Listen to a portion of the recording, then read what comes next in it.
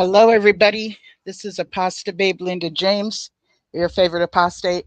And that intro video is a video I did about, I don't know, 6 or 7 years. And it's about Article 18 of the Universal Declaration of Human Rights, where it talks about what our human rights are within the Universal Declaration of Human Rights so that we can become available, so that we can become familiar with it. It's something the organization uses in court on a regular basis, demanding their human rights, and they are entitled to them. But what we were never taught is that we too are entitled to the same human rights of freedom of religion, which is Article 18 of the Universal Declaration of Human Rights. And within that Article 18, it tells us that we have the human right to have whatever belief system we choose to have. We can also change our belief system or have none at all. And unfortunately,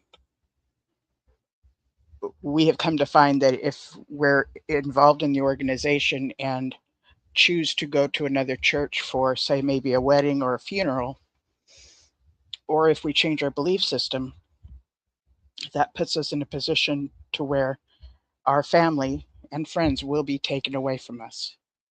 That is an abuse of our human rights, and that should not be happening in that situation. They deserve the human rights they have fought for, and there is a long history within the organization through Hayden and all kinds of people throughout the years for the human rights of not having to salute the flag, all kinds of stuff. But we also need to be familiar with our human rights. What I also find fascinating is that our human rights, which there are 30 of them, are found at the United Nations, which we've been trained to be scared to death of, the United Nations. And I've heard many negative things about the United Nations, and I'm not here to tell you if they're great or if they're not, but I am here to tell you that's where your Universal Declaration of Human Rights are, and suggest that you get to know them because you are entitled to them. I can remember being like a young teenager and walking to school with like a neighbor kid and hear them talking to me about how they talk to their parents, and I was just in shock because they were talking back to their parents. And and I would say to them, then what happened, and they would tell me something else they said to their parents. And then they'd say, I know my rights. And I remember thinking to myself, where does someone go to learn their rights? Like I had no clue, you know? And then I would say, well, what happened? What did they do? And the neighbor kid would be like, what could they do? And then I just went into this place of disassociation, visualizing everything my parents would do to me if I decided to act like that, right? So I grew up around people, in these areas that are, of course, not within the organization of human rights, hearing about them, knowing they're out there somewhere, um, but never really, looking for them. And I just want to share with you that the especially Article 18 from the Universal Declaration of Human Rights gives you the freedom of religion, which means you get to have your own.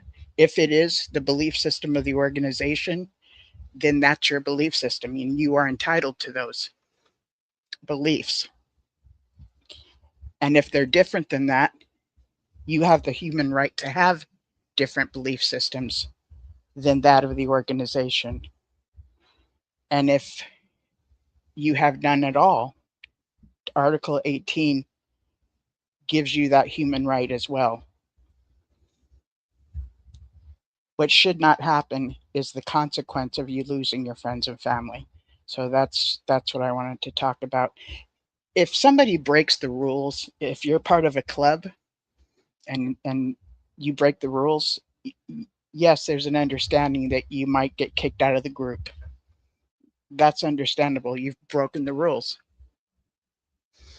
But if breaking the rules means everybody on the team is not allowed to speak to you anymore and your family gets taken away, along with you getting kicked off the team because you broke some rules, that's above and beyond. That's an overreach and an abuse of authority, an abuse of power.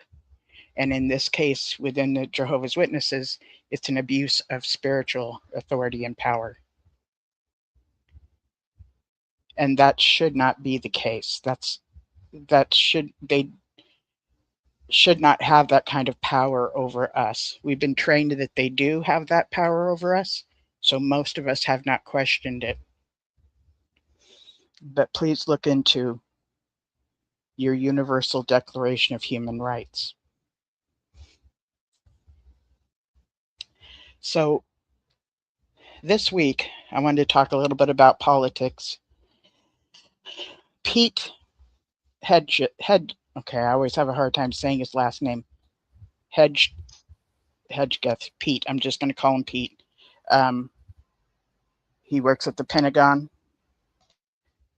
And were you going to say something, Matthew? Linda James, thanks very much. I was going to look up Pete just to see if I could assist you, but I was also thinking, there's an opportunity here which doesn't often get spoken. And I see this, I saw this in Norway, and I see this in court transcripts.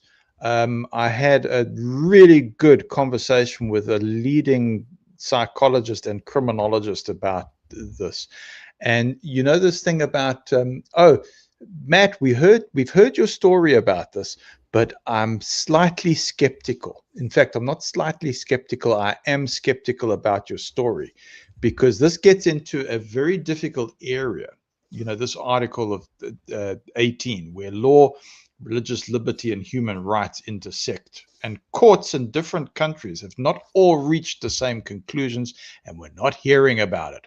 So in general, Linda James, and I'm going to say, since you asked the question, if you can bear with me on this one, because it doesn't I'm get willing to go there. Yeah, I'm here for the ride. Okay, and also our audience as well. With respects to our audience, I'm going to say, in general, Supreme Courts that have ruled in favor of a negative high control religion. And I think you've mentioned shunning. I'm going to go, I know one, and so do you, and we've come from that. Maybe persons are saying, are we hearing about JW again? Are we hearing about it? I say, yes, because that was our background, right? Mm-hmm. So it's fair to, that's molded us. It molded critical life decisions that we made, that's affecting us right now in real time. Okay. And we get told, oh, you know what? There's a new generation. Your beliefs that you had, it doesn't even exist anymore. So look, instead, the JW have not said, oh, shunning's good. Rather, they've often held that the state should be very cautious about interfering in the internal religious practices of voluntary associations. In other words, if they commit an injustice in their religion, they're going, state, butt out. None of your business. That's we can right. do whatever we like. If we want to abuse our people, we can. And you know what the state is? The state is agreeing. So it's a really weird area, because we're seeing it. Go take a look at the transcripts, folks. This is happening. So you're saying, oh, Matt, you're talking a lot of crap. Really? Well, the reasoning typically goes something like this. And I've got to try and remain respectful and not rant. But it's that this is the reasoning that comes to the fore, Linda James. And sometimes you've got to just say, hey, Matt, cool it. No, this doesn't make sense. But individuals have the right to join a religion. This is what you've said. Religious organizations have a degree of autonomy to determine their beliefs, membership, and discipline. Yeah, we got that. We got it. Sure. But this Article 18, what is the state's position? The state should not decide theological questions or tell a religion how to interpret scripture. You want to know why? Well, we saw this in Norway. It's how governments govern. And you've brought this up so many times. You're going, Matt, look at what's happening with the Judeo-Christian fundamentalist movement in USA. Look at it. Yes. Watch very carefully what's going on.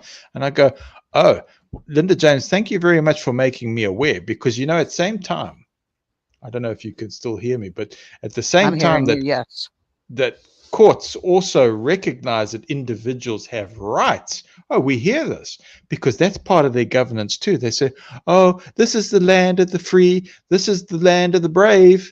This is this wonderful place, and you should be behind your political rulers because of this. Well, as soon as people realize that there is none of those things, or it's very, very, very slim, it's not actually working.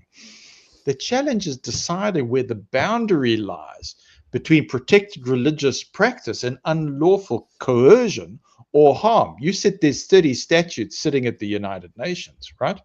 To connected to this. But the point that's being raised here, and why it's very, very important for people, is what's happening in this religious experience that we have is a microcosm of a much bigger system, because it's not only about people who choose to leave, right? We're describing people who remain loyal to the faith. Have you heard this story? Yes. People who are loyal to the faith. You don't hear about this very, very much. But it's a situation that a person follows a biblical principle as they understand them. They report wrongdoing, they expose hypocrisy, or insist that elders apply the organization's own standards consistently. If those people are then ostracized or expelled because they challenged authority, or were just saying, oh, we're asking a question, Mr. Authority, and saying we want to comply with the doctrine, we just want to do what the right thing. The issue begins to look less like freedom of religion and more like retaliation against whistleblowing or dissent. That's why we said, let's print up our retaliatory shunning t-shirt, because that's a distinction that's often lost in public discussion. For example, someone might say, oh, I still believe in Jehovah, in the JW system. I still believe in the Bible. I simply reported, I'm going to say CA, Linda James, on your show. Okay. I simply reported child abuse. Yes. That's all I did. Or financial misconduct. Oh, something went missing. Or a hypocrisy. This elder says, oh, they're the Mr. Circuit Overseer, big time Bethel elder or whatever, or questioned whether that elder was actually following direction from that organization or scripture. If that person is then, I'm going to use the old word, disfellowshipped, or the new word, removed, or shunned, institutional shunning, not individual shunning, because they try to pull this card that, oh no, you're allowed to shun anybody you want. That's your human right to do so. This is an institutionally regulated shunning, everybody.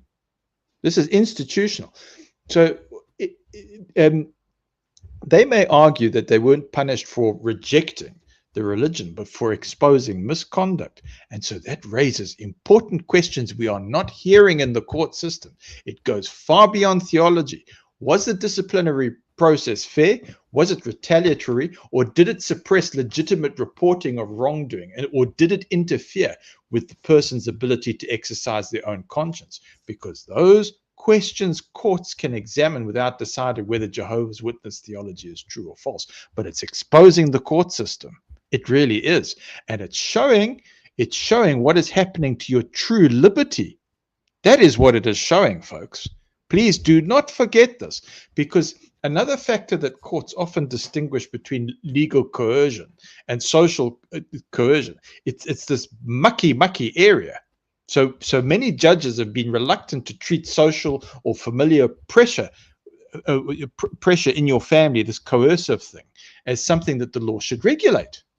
They're struggling with this thing, because as soon as they do, they're losing control over the way that they can govern their populations. It starts getting into those areas. And this is why this thing is so important. So your human rights scholars, they discussing whether severe organized ostracism can amount to coercion in practice, particularly when it affects family life, mental health, or a person's ability to exercise freedom of conscience, because this touches the very systems that they are using to regulate their population.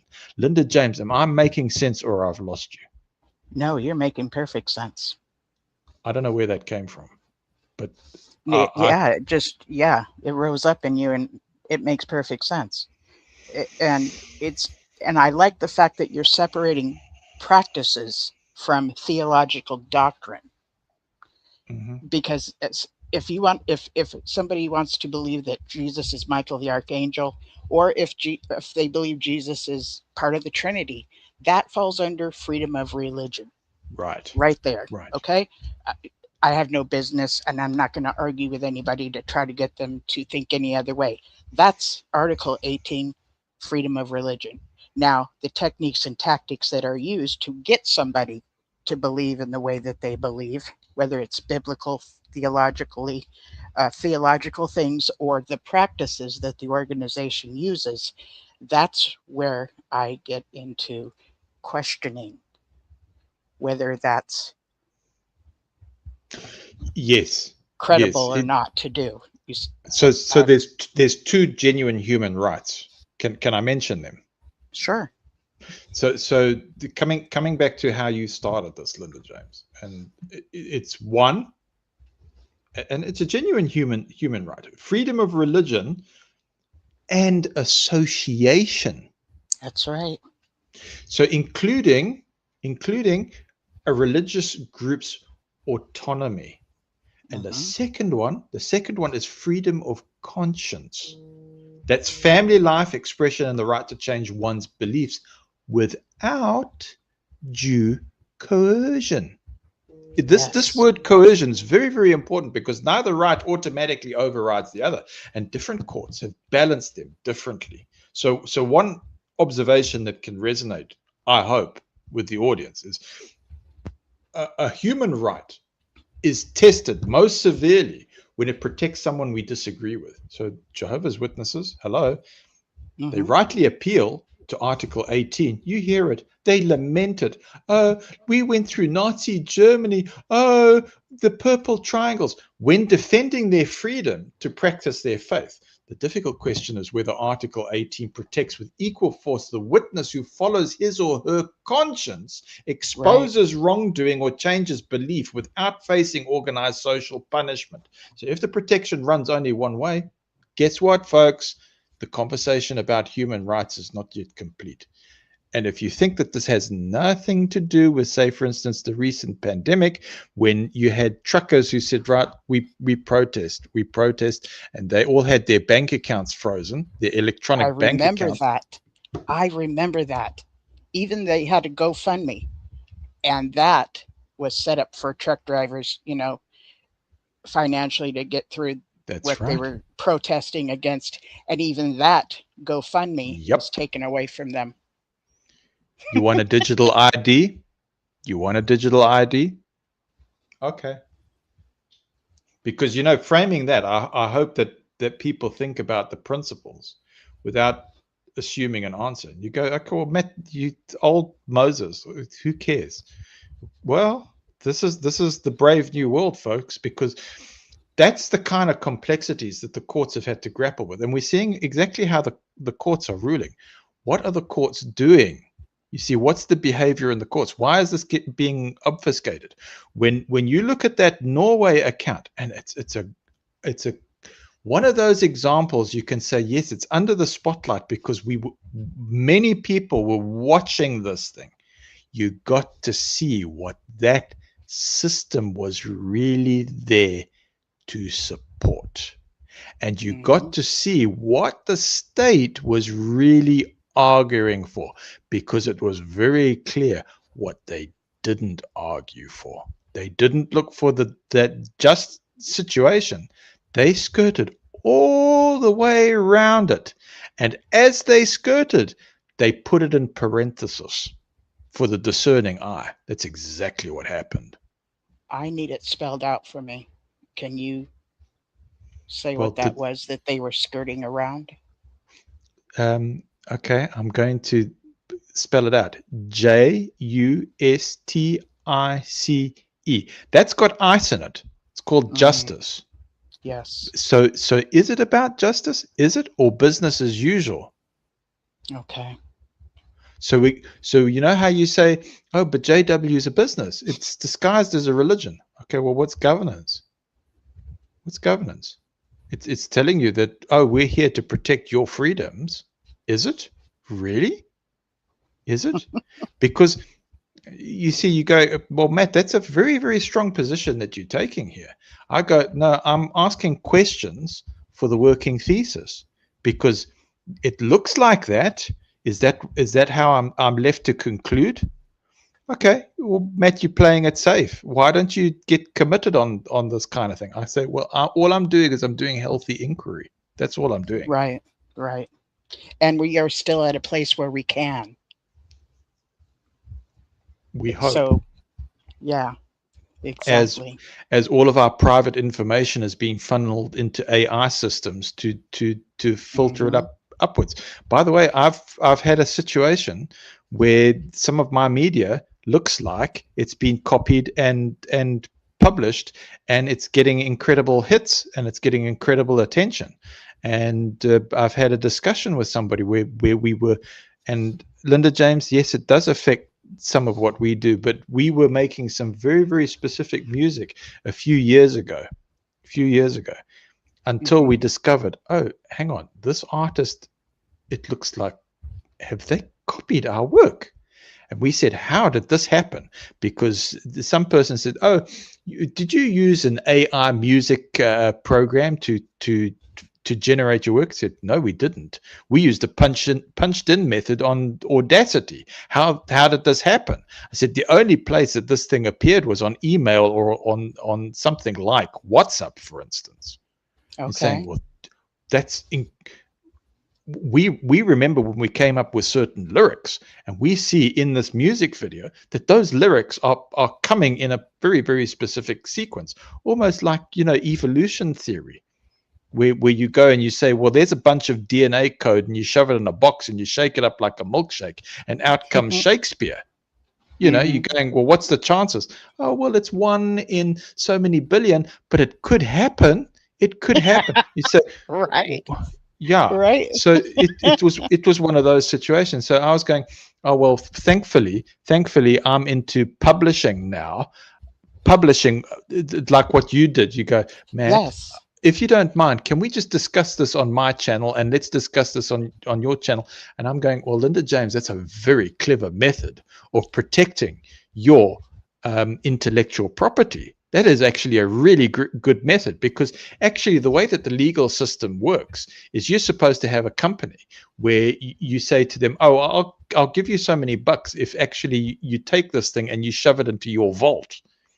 That's how publishing works. And you can say, oh, well, if anybody ever compromises my intellectual property, I go to that company and I say, tell me, I paid for you to shove this in the vault. Is it sitting in there? And what was the date that you've got recorded, so that I can make a case against this person for infringing on my rights to the intellectual property that I was working on. It was hard work. Somebody came in and they just decided to make some music video from it, and I'm going, well, that wasn't an original thought. That originated from me. Where's my monetary due for that?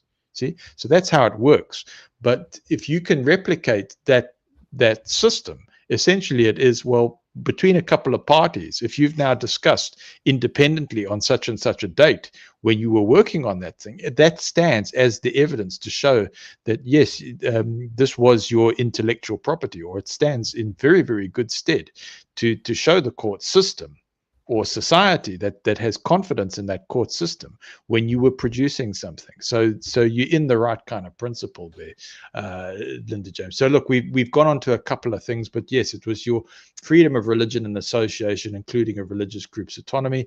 That was the one. And then this idea of coercion when it comes to your right to change one's beliefs without undue coercion. But it's about this governance, this artificial governance, this old system of infringing upon, I'm going to say, your right to sovereignty, actually. Mm-hmm.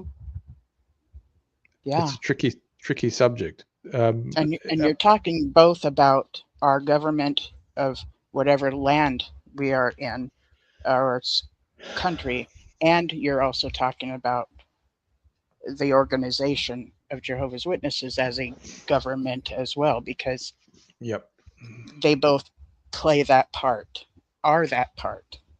And that's actually the way the court views a religion, as their own government. They see a religion as being a government separate from the government of that country. Yeah, that's how, in principle, in part, that's how a alloidal title works, where it's like, okay, I can have a property and I can declare it to be like a township. Mm-hmm. And I can be the mayor of that township. Well, actually, it extends further, because you go, well, how do you make demarcations for new countries? It starts going into that, because you can form a country. You go, how? How can you form a new country? Well, as soon as you start doing that, you can start having these independent countries forming. I mean, they're not going to start telling public how to do that. Essentially, it's a gang war. Okay, yeah. I kind of see the organization of Jehovah's Witnesses as a country without land. I mean, the way it's spoken of. Yes. It just doesn't have designated, plotted out land, but it is distinctively different or separate from the government of what country you're in. But you see, their argument within their own system is, oh, we're buying up all the land. We're into property real estate, and we appoint Jody Jedele as one of the governing body members who's got experience in real estate, because that's Daniel 2:44. That's the kingdom reclaiming God's land. Ah, okay. Let's talk about the Catholics for a minute. They own a ton of land. And, well, in my opinion, this organization is kind of a mini Catholic church. Mini, like smaller version of it. And if you ever look back in the history and the writings of this organization, they use the terminology that the Catholic Church uses for different things. Priests don't get to be married, and they take an oath of celibacy and stuff like this. But the reason why they don't get married is because the church, the Catholic Church, does not want a wife to have rights to land that their husband might be a part of. That's really why they don't get married.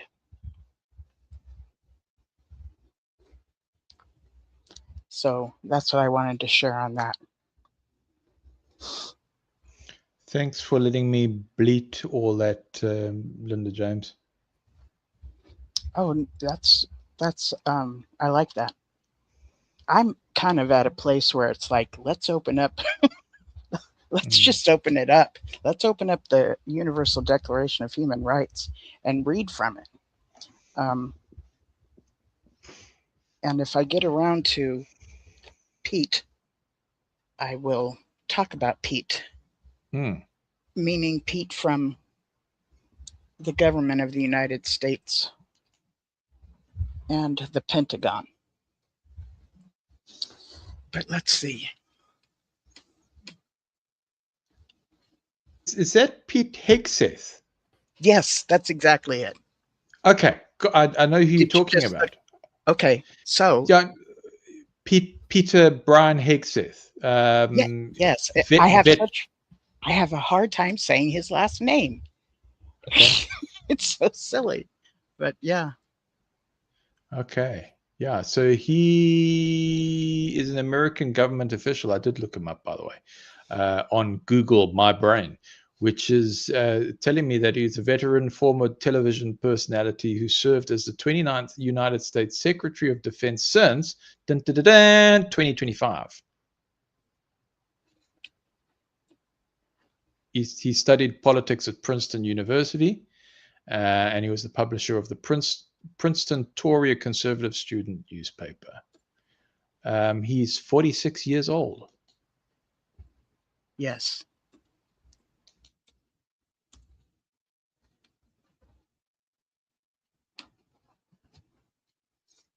Yes. And right now I'm looking for opening up the Universal Declaration of Human Rights. And I like this certain version because it's kind of simplistic, but super simple. I thought it was going to show the pictures, but it's not. But I think we can start here. And it had. Okay, well, I was going to say, well, maybe just take a breath, Linda James, because I think if your inclination, maybe I'm wrong, but I would say if your inclination is let's find the simple version, I like that. Simple is not simplistic. Thank you. Sometimes we need simple. So maybe just to say to the audience, just give us a little breather, just give us a little moment just to go. And when that happens, Linda James is going to show us and make it real clear. Does that help? Yeah, thank you. So I'm wanting to share this screen.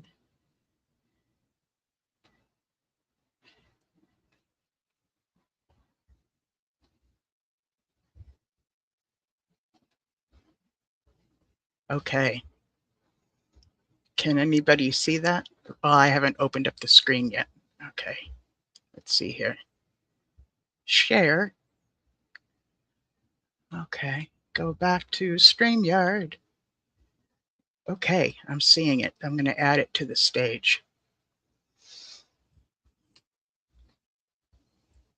Okay, so this is the Universal Declaration of Human Rights. And thank you for looking up Pete for me. So, are you able to see it well enough to take turns reading?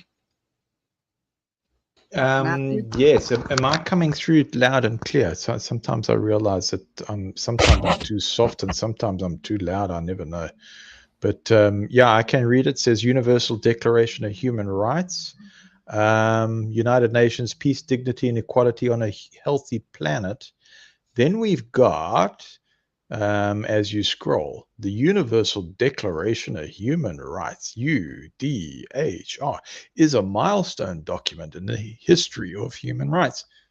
Excuse me, drafted by representatives with different legal and cultural backgrounds from all regions of the world. The declaration was proclaimed by the United Nations General Assembly in Paris on 10th of December 1948, General Assembly Resolution 217A, as a common standard of achievements for all people and all nations. It sets out for the first time fundamental human rights to be universally protected, and it has been translated into over 500 languages.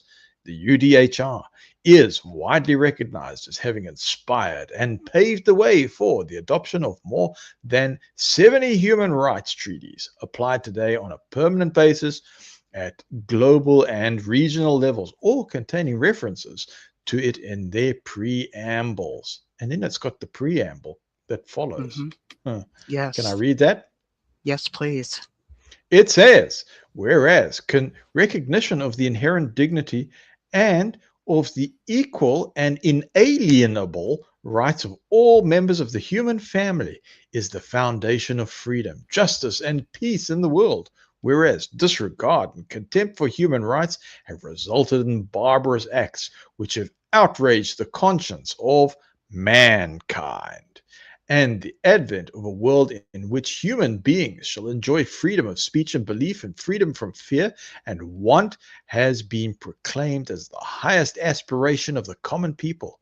Whereas it is essential, if man is not to be compelled to have recourse as a last resort to rebellion against tyranny and oppression, that human rights should be protected by the rule of law. Whereas it is essential to promote the development of friendly relations between nations. Whereas the peoples of the United Nations have in the Charter reaffirmed their faith in fundamental human rights, in the dignity and worth of the human person, and in the equal rights of men and women, and have determined to promote social progress and better standards of life in larger freedom.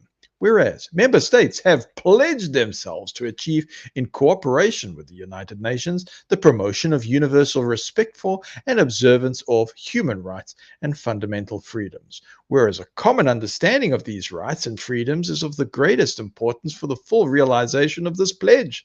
Now, therefore, the General Assembly proclaims the Universal Declaration of Human Rights as a common standard of achievement for all peoples and all nations, to the end that every individual and every organ of society, keeping this declaration constantly in mind, shall strive by teaching and education to promote respect for these rights and freedoms, and by progressive measures, national and international, to secure their universal and effective recognition and observance, both among the peoples of the member states themselves and among the people's territories under their jurisdiction. Article Thank 1, you. Article 2. I want to share something. Over here to the right, it shows women who shaped the Declaration. The lady sitting down there is Eleanor Roosevelt. So she was the first lady for quite a while. Had 5 kids, raised them and everything. And because of her, well, she was just a smart, savvy lady, she was actually asked to put this together. Let's see. Women delegates from various countries played a key role in getting women's rights, including the Declaration. Hansa Mata of India, standing above Eleanor Roosevelt, is widely credited with changing the phrase "all men are born free and equal" to "all human beings are born free and equal" in Article 1 of the Universal Declaration of Human Rights. So acknowledging these women that have taken part in putting this together is really an astounding thing. By the time, and it took years for her to, work with a whole bunch of different people, different countries, for everybody to be in agreement with what each article says. And when she did finish it, she got a standing ovation that did not want to stop. Like it was a monumental event. And I'm wondering if you know what the definition is of alienate. What was that word that was talked about? These human rights are, I've lost the word.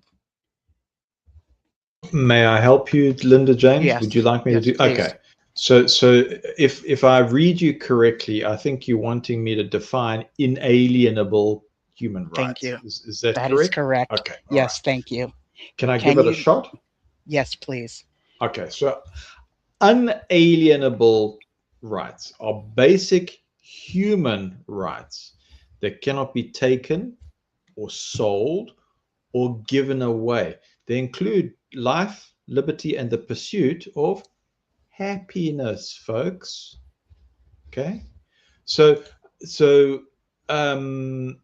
these rights belong to all people by nature, not by government law.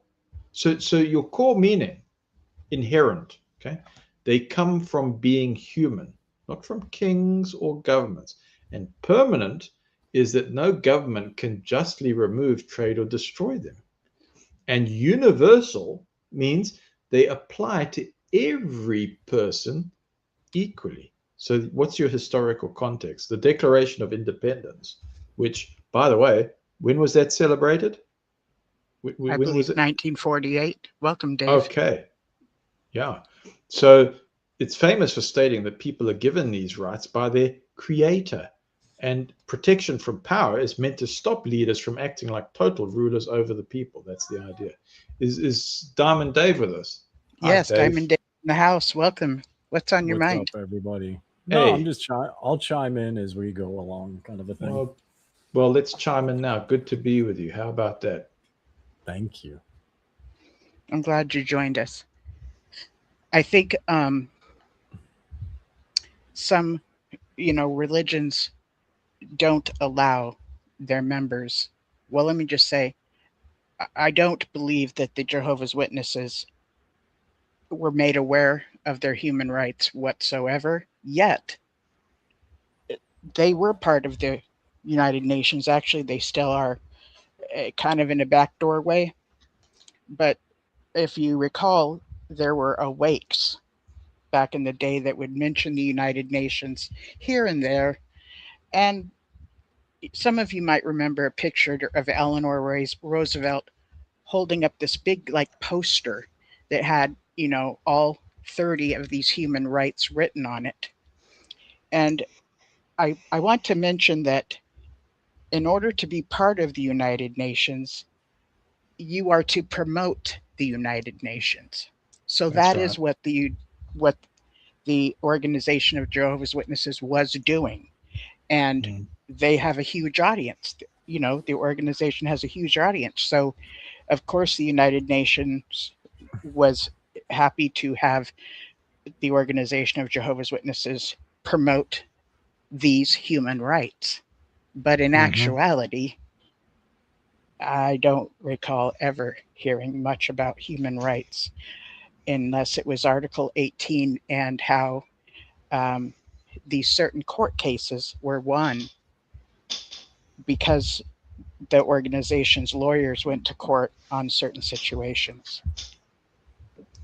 So, again, I want people to know that even within whatever religion you're involved in or what country you're involved in, yes, there might be some countries that just disavow this and it might not apply, but it's supposed to be universal worldwide. So I'm hoping that we can just kind of read through these articles and just kind of talk about them a little bit and familiarize ourselves with them. And then I'd like to encourage people to do this again in the future. First of all, the fact that we're here is a big deal because we were taught, and I'm laughing because I get to laugh about it. This location was taught to us as being the scarlet colored wild beast of Revelations. So it was highly unlikely that anyone who was a Jehovah's Witness would find themselves here at the United Nations for anything. So if you are finding yourself a bit nervous or phobic a bit, that's actually normal because of the fear indoctrination or fear induction that has been planted in us about this. And the more you get a chance to look at this for however long you can, and then return back later when you're feeling up to it, the more you're going to get to become familiar with your own human rights.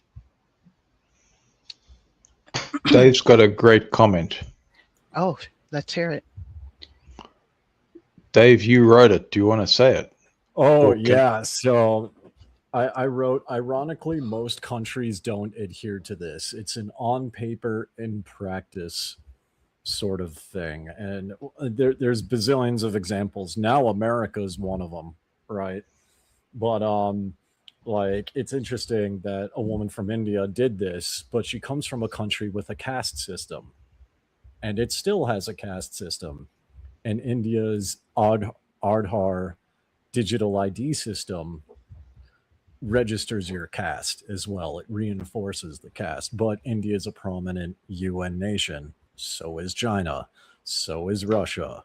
So are African nations and South American nations, right? So it's not just like a few handful of countries like disavowing things. It's a bunch of countries signed on to get member benefits on paper, but in practice, like virtually nobody adheres to it. One of my like for Nodham Festival, that was a few weeks ago. We had family come up from Singapore and they brought some friends, and one of them was from Malaysia, and Malaysia has full out apartheid right now as we speak. Mm. Malaysia's a UN nation as well. So it's just interesting that countries like the government signed on to it and they get the benefits of United Nations, but they don't actually enforce any of this. Yeah, I hear what you're saying. Mm-hmm. Not everybody can go through their government to court and claim Article 1, 2, or whatever, which one they talk about, and speak of them as being entitled to them. And you're right, the United States does not appear to be recognizing these human rights. But until I'm informed that they've been taken away, I'm hoping to encourage people to familiarize themselves with them, and I want to familiarize myself with them as well. But yeah, you're right. That's amazing, what you're saying about how they are a United Nations country, yet you've spoken of these very high controlled countries that do not seem to be very democratic. They're very authoritarian, wouldn't you say? Well, yes, but that's because, and this is, I think this is kind of the meat and potatoes, is you have to look at the country's culture, right? Yes. India was never a democracy. Mongolia was never a democracy, right? I saw a statistic somewhere where 72% of Mongolians think democracy is a good thing. That means almost one out of three people want to go back to what, the Khans? I don't know, but like historically it was ruled by Khans, kings. China ruled the same way historically, right? So, and people, I would say globally, when you look at any country, you're going to have a mixed bag. There are some people that want democracy, but many people now want to return to their traditions, and their traditions aren't always democratic. Right. And I don't think that's necessarily a good thing or a bad thing. I think the problem comes in, it's like the UN can't do much about it, because it's like if you step in and forcibly change a culture, that alone can start a war. Mm-hmm. Right? Like, how do you force, like, if you force people to accept democracy, is it actually democracy? You know what I mean? Exactly. Sure.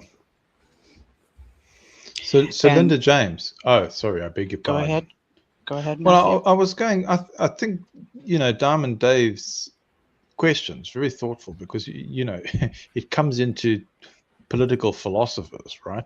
It legal scholars and human rights advocates have debated it for decades. So you go, well, okay, here's a short answer. Sometimes yes, sometimes no. And you go, oh, okay. Well, I thought it was hypocrisy. That was the word that I thought came into my head.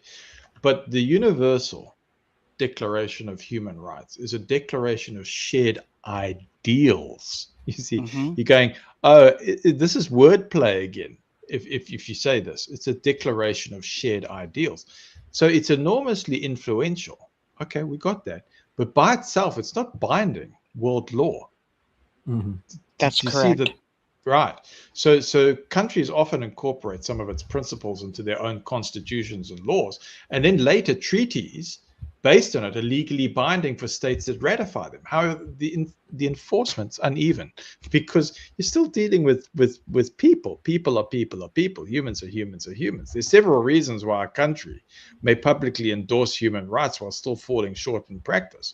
Why? Well, because governments may genuinely support the principles, but it lacks the capacity or political will to enforce them consistently. It's a reflection of society, folks. It's exactly what it is.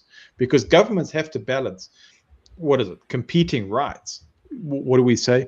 Oh, this is a catch-22 situation, or this is a double bind, which is how authority systems work, right? And so they know that there's this paradox that's going on, and it's built upon paradox. But reasonable people, they can disagree about where those boundaries should lie. It's part of containment, folks. It's part of how this thing works, because some governments selectively enforce the rights, protecting some groups more than others, if it's in their interest to do that. It's a business. So some governments openly violate human rights while Yes. continuing to present themselves internationally as supporters of those rights. As soon as you say, oh, well, it's shared ideals, you can say, well, that's the loophole. Shared by whom? Well, it's an ideal still. So, I mean, well, yeah, but I mean, I just want to, I'm like reinforcing Matthew's point here, because it's a shared ideal. It's a loophole because it's a shared ideal. Yeah, there are people that share it, but are they in political power? And if they are in political power, what's to stop them from, say, being bribed or seeing a better opportunity, right? So it's interesting. I dare say that these human rights that we're looking at now were much more valued at the time of when this came into place, in the 40s, which was right after the 30s and the Depression and things like this. To come up with this human rights declaration was a big deal. And where we're at today is almost 100 years since, okay? And sometimes history can repeat itself, or sometimes it rhymes. And I just want to encourage people to learn about their human rights. I believe that here in the United States that they are not as valued underneath this administration that we're under at this time. And that concerns me. I am someone more for democracy and respect of people's human rights. And yet I'm watching them being deteriorated before my eyes, and human rights being taken away from people here in the United States, which is traumatic to me. And at the same time, listening and watching some American people be all for that. And they have their reasons, and I have my reasons against that. But at the same time, until it's literally obvious that we no longer get to have them, I'm really wanting to encourage people to get to know their human rights. So Linda James, what you're doing here is actually the important part. So you know how we were talking about human rights are aspirations, right? That societies continually strive towards. So we say, oh, this is the loophole thing. So it's not an achievement that is permanently secured. It's an aspiration. So that gap, Linda James, is what a nation says, oh, this is what we believe, like believing in a religion, free to believe in a religion. We believe in this. And what happens in reality is often where, and I would say this is where Linda James's channel comes into it, because you say, well, isn't this where journalism or civil society or courts and ordinary citizens play an essential role by exposing inconsistencies and pressing for reform. In other words, the freedom to tell the story. Mm-hmm. So, Yes. I would go, Matt, if I'm truly repentant here, or if I'm truly careful or cautious, on your channel in the way I talk, I would say, okay, I need to be cautious. How? In concluding that human rights declarations are merely psychological pacification. I have a leaning towards that in my humble opinion, but you can say, oh, well, Matt, if you want to actually stand up and voice this thing, what you should actually say is, well, those things have a profound real world effect in your aspiring, because they've influenced constitutions, anti-discrimination laws, international treaties, and court decisions. You can actually get people to get behind it. They actually have provided common language for channeling injustice. So eventually people do have enough. If you have enough people who say, oh, I faced this injustice, oh, me too, me too, me too, well, then you get a Me Too movement, because at the same time, it's entirely fair to observe that there's often a significant gap between the ideals that governments endorse and the realities experienced by many people. And when enough people gather together, that's sometimes when you get those deeper questions where the principles might be sincere, but whether societies are willing to apply them consistently, and when doing so is politically inconvenient or requires re-examining, it's the hypocrisy thing, and your long-established institutions, which people say, oh man, we've had our guts full of this. That's a question that remains open in every country, not only just Jehovah's Witnesses or Mormons or we say negative high control situations, but across many areas of public life. And you said, okay, Matt, I want to focus in on the politics today. That's the macrocosm of our microcosm experiences, right? Mm-hmm. So would you kind of look at these articles as more like principles? Because you mentioned that they are not laws, which is correct. And Dave is bringing this up too. You know, it's not like laws are being broken if our human rights are being violated, but they have to stand in some category. Yes. Yeah, you asking the right question here, Linda James. You've been at this for how long? Because I go, or let's define aspirations, right? So what's an aspiration? Well, strap in, because we've heard this before over and over. It's the same mechanism. It's the same I'm going to say same psycho-spiritual mechanism that was happening within these insular religions, because aspirations are strong, long-term hopes, grand dreams, or deep desires to achieve success, purpose, or a better future. Remember paradise, folks. Remember. That's what it is. So you put a hope. Oh no, this government's working towards this hope. It's going to bring in planetary equilibrium, fair distribution of resources. So that's an aspiration. It tells you that. Oh, we're all hoping towards it, so we root behind this particular government, and we think that we have a say in the matter. Why? Because it's intrinsic. There's a focus on personal growth, health, building strong, meaningful relationships. Hey, we're going to give you everlasting life, or we're going to use CRISPR to rewrite your DNA code and say to you, well, let's lengthen your telomeres so that you can live longer. That's the hope. That's the aspiration. Whether that's achieved or not, I don't know. They'll pull up someone like David Sinclair and say, hey, he's working on restoring your eyesight using stem cells or something like this, or a virus that deposits the DNA code into your retina or something like this. We go, that's fabulous, folks. But that's an aspiration. It's a hope. I mean, it's still clinical trials. We don't. Yeah. So is this kind of like idealistic and it's basically our hope, we aspire to, this would be the ideal outcome or principles. 5 years away, folks. 5 years away. How long's the term of office? How long? Yeah, you laugh at this. Okay.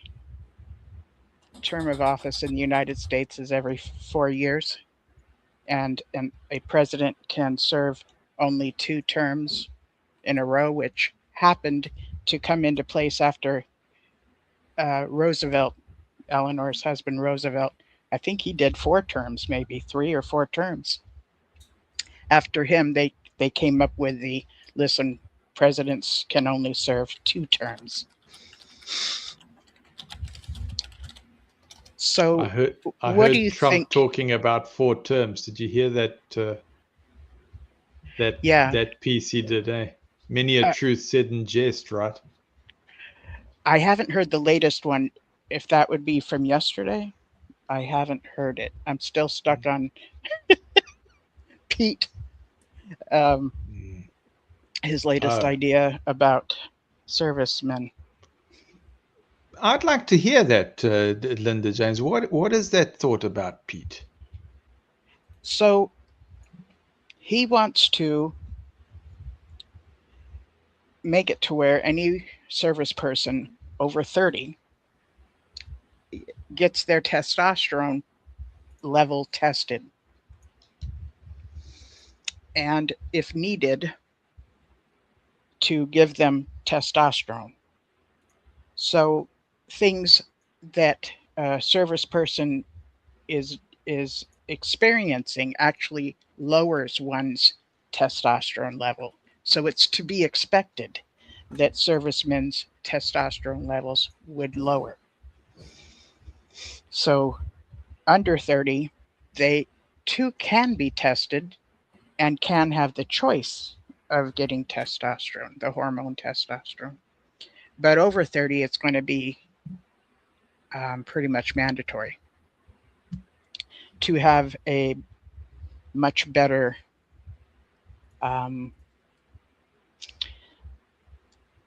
group of service people.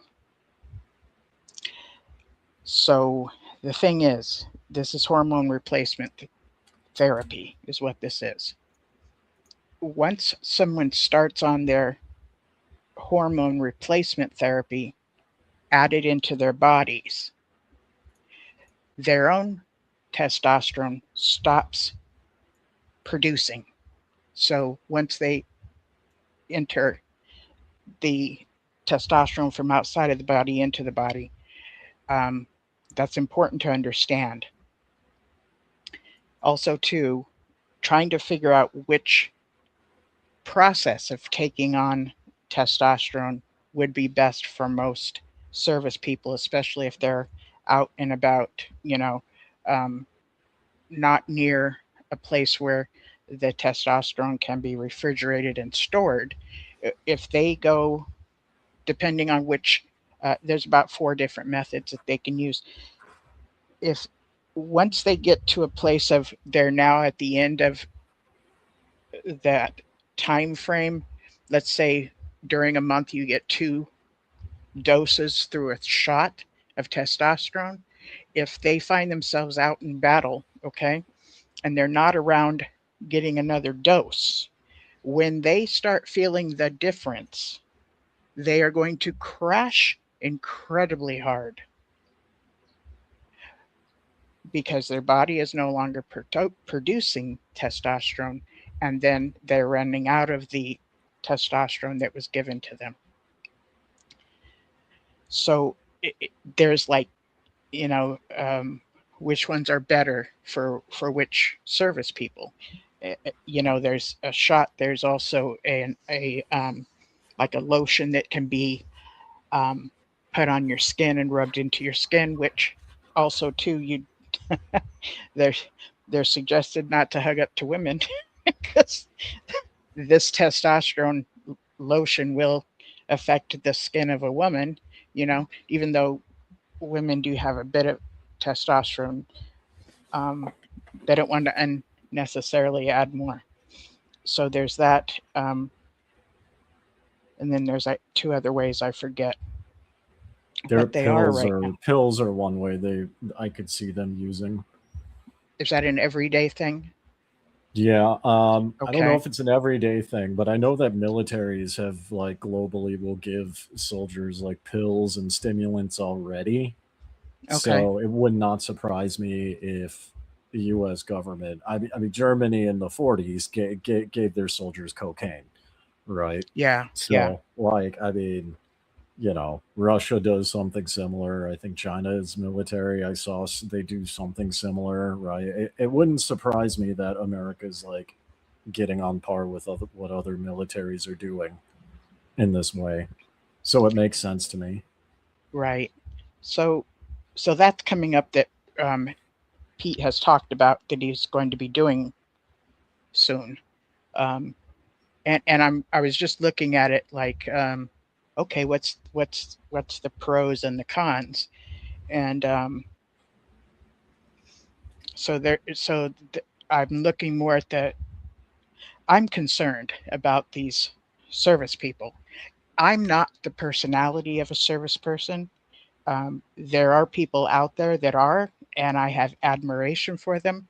I'm not one of them, and I, I I just when you join the service, you belong to the government, and they can give you anything, any Yep. kind of shot of anything, and you do not have to agree to it.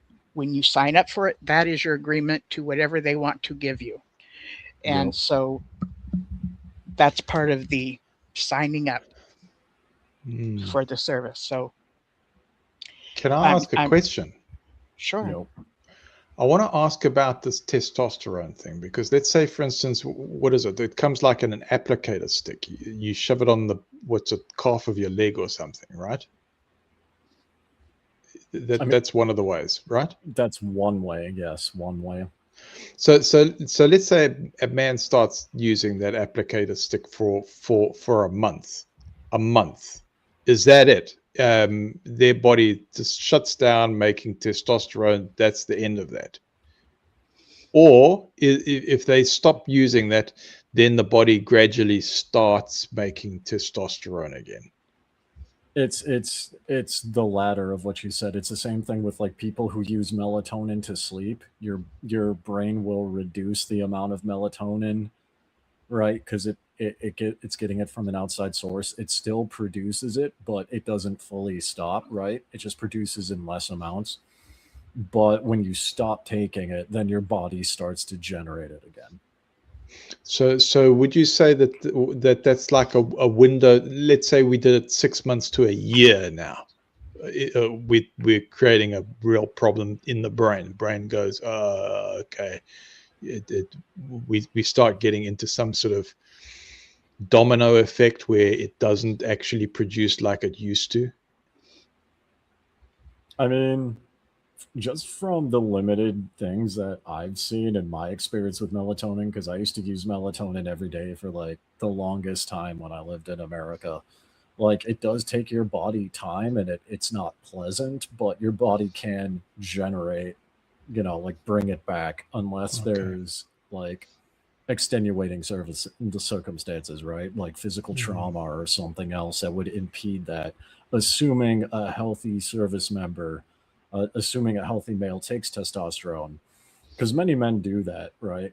Um, and if they stop taking it, their body will naturally produce it unless there's another issue somewhere. Mm. Okay, well, thanks for that, Dave. Mm-hmm. And they need to be monitored as well because the blood thickens, um, so that Hmm. which can cause some blood clots and stuff. So so Boy. when you're giving the testosterone, it also these servicemen need to also be monitored, so that they don't end up having negative, um, you know, consequences. Gee. So my concern is that they're going to be out um, somewhere away from where they can get these things done, and it's going to really affect them. I mean, depression's going to happen. Um, to go from just here I am to save the day to like total crash, I can't even get up, is going to really affect their psyche in a very negative way. I'm concerned Damn. about suicidal stuff. And my hope is that okay, if Pete's going to do this, I want to make sure it's done in a manner that is ethically, to where they get monitored on a regular basis, and they get their doses on a regular basis. And how could we do it if somebody's far away? Well, How do we make sure that happens? Do we have certain trucks show up with refrigeration in them, or nurses and that kind of well, it's stuff? going to You be know what I mean? it's going to be the same thing that's done now in combat situations, because I mean, like, there are medics in every squad, and there's, medical teams for every battalion, right, every division in basic training, um right. And if it's something like pills or lotion, it's just added to your kit. It's just in a pocket, it's always there, right.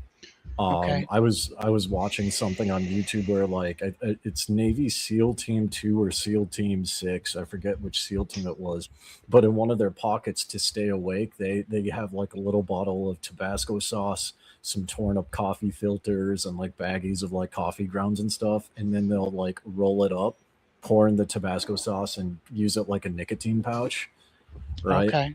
And I mean, that's obviously not the government doing it. That's just what they choose to bring along, Yeah. right?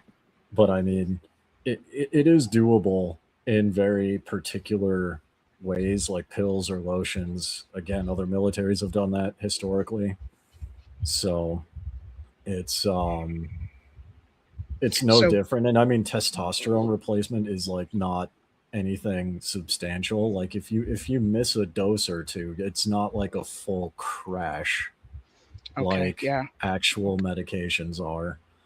um so So what you're talking about is that probably pills would be the best used in situations like this. You're talking about that there's ordinarily medics close I by, and they well, probably already have some refrigeration.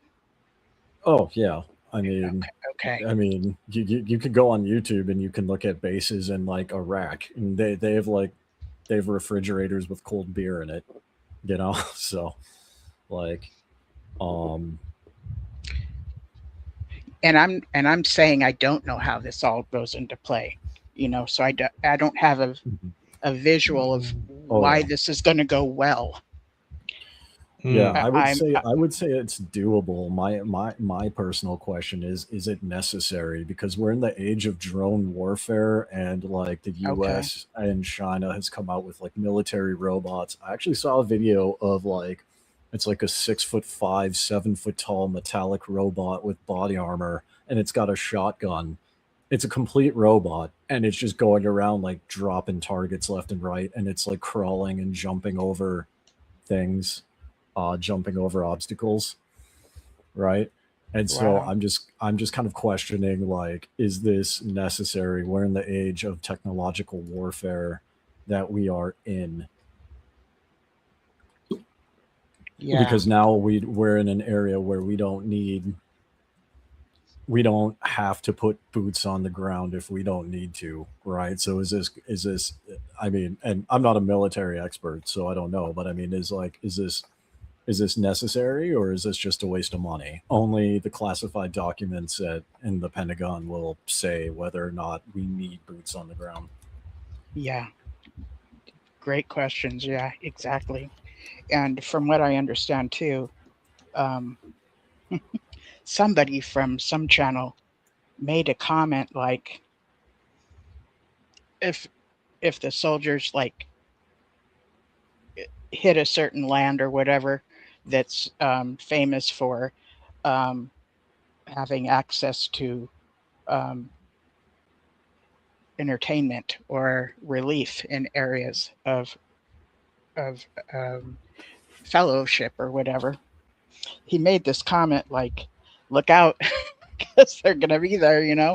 And and basically, from what I understand, testosterone can also give men a sense of aggression, and um, and then I've heard women talk about certain times their partners have been on testosterone, which has been pretty horrendous. So, Yeah, my what is this going to guess. do to our Well, servicemen? you know, my guess on that, and again, this is just a guess, because if you look at how other militaries did it, and even how the Germans did it with what, the atrocities they did in the 40s, they didn't give cocaine to every single soldier. They only gave cocaine to their frontline troops engaged in combat, right? My best guess is, if this does go down, the testosterone is going to go specifically to the people who are deployed in the Middle East or who are in active combat. There, I don't see a reason, like a rational reason, why they would need to give it to, like, some dude chilling at a naval base in like Okinawa or like Japan, because there's Right. no practical need for it and it's a waste of money. So I think it's going to be combat only. Yeah, you may be right. You may be right. So yeah, that's where I'm at with this. I'm kind of at that place of, this is what I've read so far, but I haven't finished all of my investigating on it, and my concern for servicemen. How is this going to affect them later on in life? Or are they going to need to remain on this hormone replacement for the rest of their lives? Would that be the case? Because that's something that needs to be set up for them. And today, suicide hotlines for veterans have been taken away. Why is the testosterone going to be there if necessary? I'm not convinced that it will be. So I have that frustration. You know what I'm saying? So there is that. It's okay where I'm at. It talks about a psychological and physical crash because external TRT, which is testosterone R therapy, I can't think of what the R stands for right now, shuts down natural hormone products. Stopping cold turkey causes a severe crash. Within days to weeks, the service member will experience profound fatigue, muscle weakness, severe brain fog, and depression, turning a highly trained combat asset into a significant operational liability in a high threat environment. Okay. Did you say TRT? Yes. That's I so think that's the R is testosterone reparative. replace. Sorry, Dave. Go ahead. Replacement. Oh, it's replacement. I thought it was reparative. Same thing. Okay. Replacement therapy, right, Dave? Yes. Yeah, replacement, I think, is the correct one. I thought it was Okay. reparative, but it's replacement. Okay, maybe it's interchangeable. It could be, because I mean, I know testosterone is used for like men who have like thyroid issues and don't produce enough testosterone, and like in that sphere, it's called reparative because you're repairing the process. Right. Like there are gentlemen out there that, the older they get, this is beneficial, right? So, or the situations you're talking about, that they can benefit from the replacement.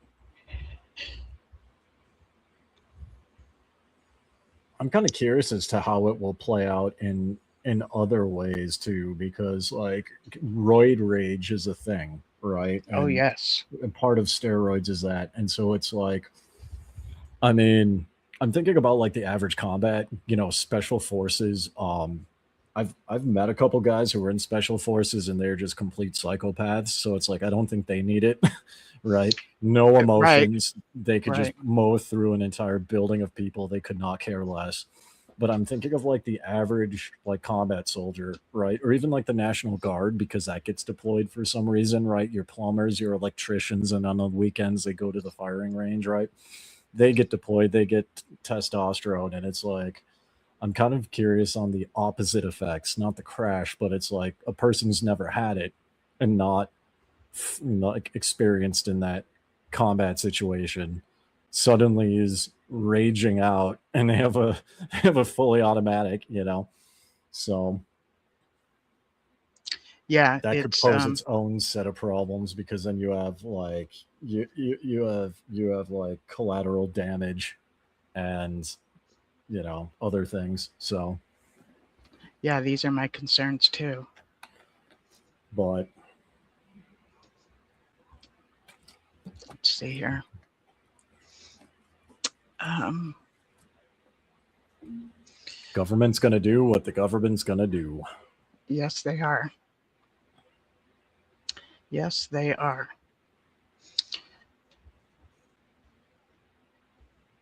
I'm going to see if I can share this next thing.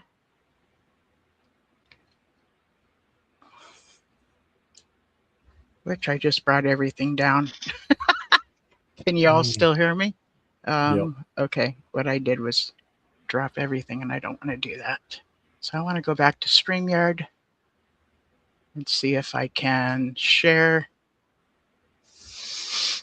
Pete. Okay, I opened it up for Pete, so I'm back to StreamYard. And let's see here. I want to get rid of that. And then I want to go over here and see if I can add it.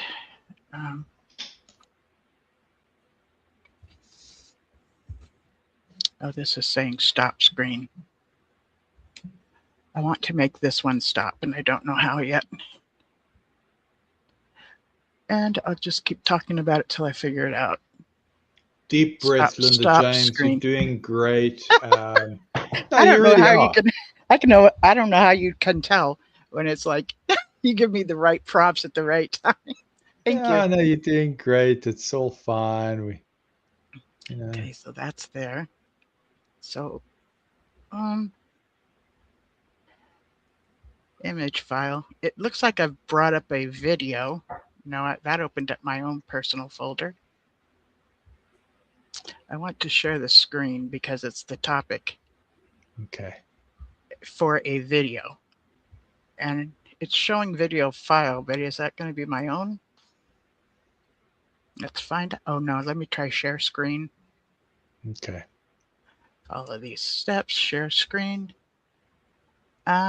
Pete. Let's see here. Okay, this has audio there. Okay. And I'm going to share this. Can you guys see Mr. Pete? Not just yet. This good looking gentleman. I believe that something's happening. There we go. That would be our Pete. That would be our Pete. And I believe when we share something that's already on YouTube or whatever, we can, if we use it for education or being critical, stuff like that. Okay, cool. So let's see if we can do this. Is this simply a picture? This is simply a picture. Okay, but I looked it up because it was talking about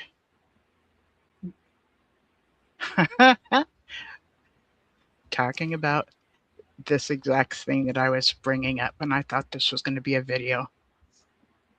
Widespread testosterone screening. Let me just tap on this and see what happens. Gosh, that White House, it sure looks like a watchtower. I know, right? They better be careful or the Mormon church will sue them for using the same font, the same white, and the same blue like they're doing John Dehlin. This is exactly what's happening with him. And I love that guy. He's really, really amazing. And he's been very cooperative too. Yep. Yeah, is that the same watchtower blue? JW.org blue. Oh, because they did research into this color blue, right? Yeah. I've heard about the research, but I'm not sure what the results were. Okay. Anyway. Yes, Linda James, you got that? Yeah, I can see Hegseth there. Yeah. Would you pretty please read that for us? Oh, is there text to read? It says Hegseth mandates widespread testosterone screen. And then that's it. Okay, you're not seeing what I'm seeing. Okay. I don't see that. Yeah. Yeah, you're not seeing what I'm seeing because I took it someplace else. Okay.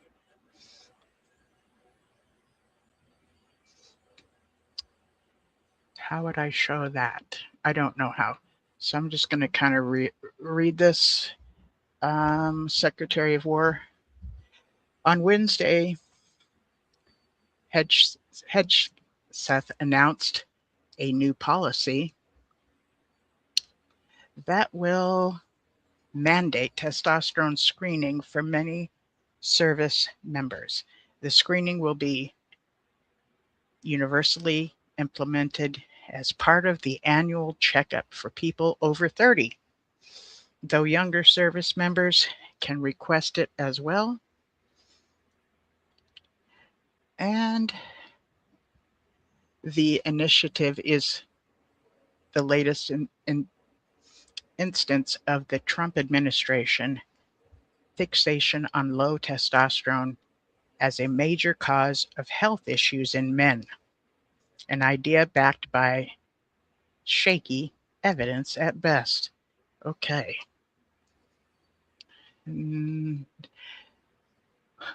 We owe our warriors the absolute best medical care in the world, and this program delivers on that obligation, said Hegseth. I'm going to say Pete. In a video posted on X Wednesday, aptly titled The High T Department of War. That was clever. I'm going to bring this up. Men do typically experience a gradual decline of testosterone as they age, and some men can experience symptoms likened to low testosterone, such as lowered sex drive, as well as worsening mental health and energy. Studios have consistently shown that testosterone replacement therapy can help these men, and more recent research has eased concerns that TRT can cause serious complications like heart attacks and strokes. Okay.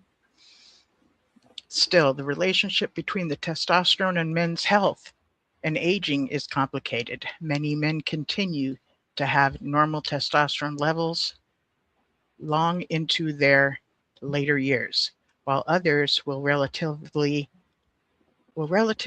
low T may experience no related symptoms. As a result, it is not at all clear whether TRT should be used to prolong healthy aging for the average man, but that hasn't stopped a thriving industry from emerging around TRT, one marked by several troubling trends. You know, as I'm reading about this, I'm thinking to myself, okay, follow the money.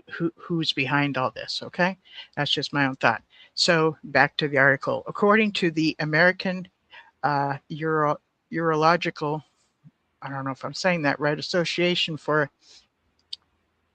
Intense, up to a third of men placed on TRT today don't actually meet the criteria for testosterone deficiency, while up to 25% of men aren't even tested for their T levels prior to treatment. Once on TRT, nearly half of these patients aren't even retested for their levels. Oh my God, okay. And though the therapy isn't as risky as previously feared, long-term TRT can increase the odds of lasting infertility, which is why the AUA cautions men who still want children to be especially careful about going on it. Low T levels in younger men are also often linked to other lifestyle factors such as high blood pressure or obesity, and focusing on testosterone rather than addressing the root cause can leave men still grasping for answers when their health doesn't dramatically improve after going on TRT. Low T emerges as a popular scapegoat for all that ails men, particularly among the so-called manosphere and other right-wing movements, including Robert F. Kennedy Jr.'s Make America Healthy Again, Maha Plank. Kennedy in particular has cast the population level decline of sperm count and testosterone levels in men a real trend. And existential crises, a much less certain claim. And as head of the U.S. Department of Health and Human Services, Kennedy is now trying to make it easier for doctors to prescribe TRT. His FDA also recently took down a webpage that cautioned against taking TRT solely to address low testosterone levels due to aging. Wow. Noting that the benefits and safety of this use are not firmly established. Wow, so they take down something. Huh. Just before we're going to give it to our servicemen. Okay. So This Pete's new sounds policy. dreadful. I mean, that's how militaries work, though. Everybody's a guinea pig anyway. This is true. So This is true. New policy, which seemingly applies to both men and women, will not require service members to get TRT if they test positive for testosterone deficiency. But with the federal government backing behind it, it seems certain that at least some of our troops will get pumped full of testosterone, even if they don't actually need it. Oh, God.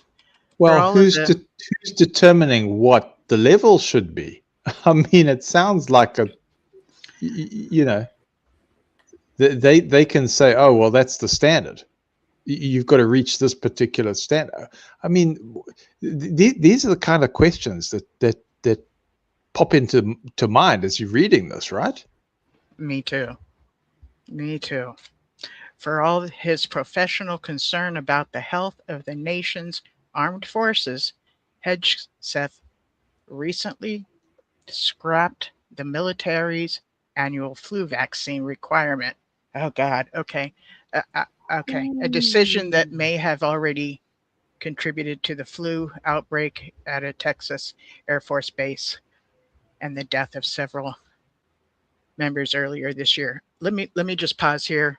I started reading this article. I didn't see a date on it, but I have read up on he did away with the flu vaccine, but that once all of these men were together in a tight area and all of these men caught the flu, Hegseth decided to let them, go ahead and take the flu shot if they wanted to. So this sounds old. It does not sound up to date to me. It sounds like Bethel in the year 2013, Linda James. That's what it sounds like. Yeah, It really does. Because they were announcing this at morning worship, by the way, in the Bethel. Oh, if you and the whole pressure was, oh, we want to keep everybody productive at the branch. Getting sick, that's downtime. And by the way, if you're sick for longer than 3 days, then we come and knock on your door. And then what happens? Well, then we, from that, there's always this sword of Damocles that hangs over you. We're going to assess whether you're a liability to the branch, by the way. Yes. Yeah. That makes sense.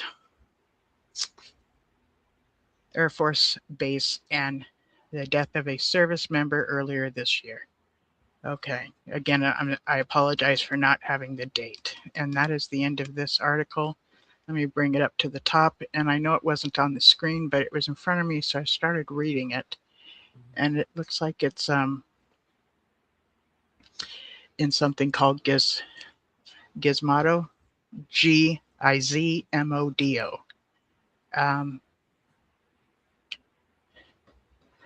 And it was underneath his picture. I don't see. July 16th, 2026. This is the other day. Okay. The Secretary of War thinks low T is a major threat to men's health. I'm now reading the headline. Here's what the evidence actually shows, which is what I just read. Okay. Basically, okay. What I've noticed is Trump puts people in positions that the people that are chosen by Trump are loyalists. They are not necessarily people who are that qualify for these positions, but rather their loyalty to him has Trump put them in these positions. So R.F. Kennedy, Hedge, Seth, things like that scares the crap out of me. That's what I'm going to say about that. Yeah, it looks like Hegseth was a military combat veteran. 3 Correct. overseas deployments. Yep, right. Rank of major. Actually got pretty high up. 2 Bronze Yes. Star medals. Combat. He's got a bunch of badges on his name too. Well, one would think that that would qualify him for the position, but when he put together a meeting, gosh, I think it was about 6 months ago, he brought in all of the high-ranking people within the service all into one location and gave them a talk about no fatties, no women, no trans. We're getting rid of all the woke everything, DEI, you know, and the people that were there in his audience listening to him, their way of what would the word be? Because I want to say it properly. Their way of being obedient, but not necessarily in agreement with what he was doing, because the idea of putting all these high-ranking military people in one spot was a bad idea, a really bad idea. They could have been bombed. They could have been bombed and got rid of all the leading people, all that wisdom, all that these leading position people. You see what I'm saying? America does that all the time. Like every country does that, though. Okay. Yeah, like America has that. And I mean, in order for a missile to actually reach the U.S. continental borders, a series of things have to go fundamentally wrong. So when a missile, like let's say China launches a missile at the United States, there's an institution called NORAD that has a bunch of like satellites in the sky, and a lot of them are in charge of not just civilian flights, but military flights is right. They would have to miss it. All the military bases in America, along with the AI targeting systems, would have to miss it, right? You know, like everyone would have to miss a missile launching in the US, which I find hard to believe because they found a pilot that was shot down in Iran by his heartbeat. Right. So they like triangulated his location, and then they had some type of technology. I heard briefly about this, but there was rescue teams that were searching for the pilot, and they found him with just a heartbeat. That's fascinating. Yeah. So it's like America has the strongest military on the planet. It has a series of stopgap measures that all have to simultaneously fail. And I actually missed one. If China launches a missile at the US, the entire US Navy and every naval base from like Okinawa all the way down to the Philippines would have to miss it. All the submarines would have to miss it. Every single ship deployed in the Pacific would miss it. You know, and that's when we get to like NORAD and like US airspace. So what you're saying is it's highly unlikely that it would have reached the location that I'm talking about where Pete had that meeting. Okay. Exactly. And that's the same reason why other countries do it too, because even though they don't have that powerful of a military, I mean, you look at North Korea, they still do it, but they do have like very outdated air systems, but they still do it, even though they could be wiped out. China does have the capacity to do it. You know, I mean, if you think about the military parades that go on every year in China, There's like what, 5 million soldiers involved with that? 4 or 5 million soldiers. They could be taken out in one shot, one well-placed nuclear warhead. But Yeah, that makes sense. so yeah, and I mean, there's nothing wrong with that. Now, to Kat's question, can't they have those meetings on Zoom? Technically they can, but Zoom can be hacked. Okay. Right. Another reason why all those people that were asked to show up there, they were given very short notice, like 2 days or something, to show up from all over wherever they were coming from to show up at this thing. So they had to stop whatever they were in the middle of, which I don't know what those things were. But they did not look happy to be there. They basically didn't have respect for this twerp, if that makes sense. And when I say twerp, I mean older, wiser people looking at someone as though they're a child or a young adult or teenager. That's what I mean by twerp. So you're right, though. He has served. And yeah, and I mean, too, I think the controversy is the direction that he's taking the military, right? By removing the DEI, by wanting to get women out of combat roles, and things of that nature. Like, I think that's where a lot of the controversy is around it, like what people think, like basically how people think a democratic military should be run, right? So, and the U.S. too is not like if you've heard the term Democratic Republic, is something that I think is more applicable, but yet I'm still learning about politics, so I could be way off about that. I think it's, to the best of my knowledge, I think it's technically considered a constitutional republic, I think is the technical term for it. Okay. But it doesn't surprise me that, I mean, because whenever like the opposing party gets into office in America, the pendulum swings hard, right? I personally didn't understand why, Biden did what he did with the military, but because he did, now that the right is in charge, they're going to swing the pendulum in the opposite direction. And as we know how politics in America goes, the pendulum like doesn't gently go You're back right. and forth. It goes hard. So yes, you're right. What did you want to say, Matthew? Well, I was just thinking about this thing. What is it? Constitutionally a republic. Does that mean it's aspiring to be a republic? My understanding of the term, at least from what I have been told, and I have not, this is just what I've been told. A constitutional republic is a republic that's centered around a constitution. The constitution is a framework for the republic. So it is aspiring, isn't it? I mean, yeah. And we discussed this aspiration. Is it one of these loophole things? We go, oh well, let's hope again. We hope to be this republic. We hope to tick all of these boxes. So, yeah. So I'm going to look up something called a representative democracy. Constitution, Republic versus Democracy. And let's see what this says here. I'm going to read the AI portion first. Constitution, Republic, and a democracy are overlapping systems of government.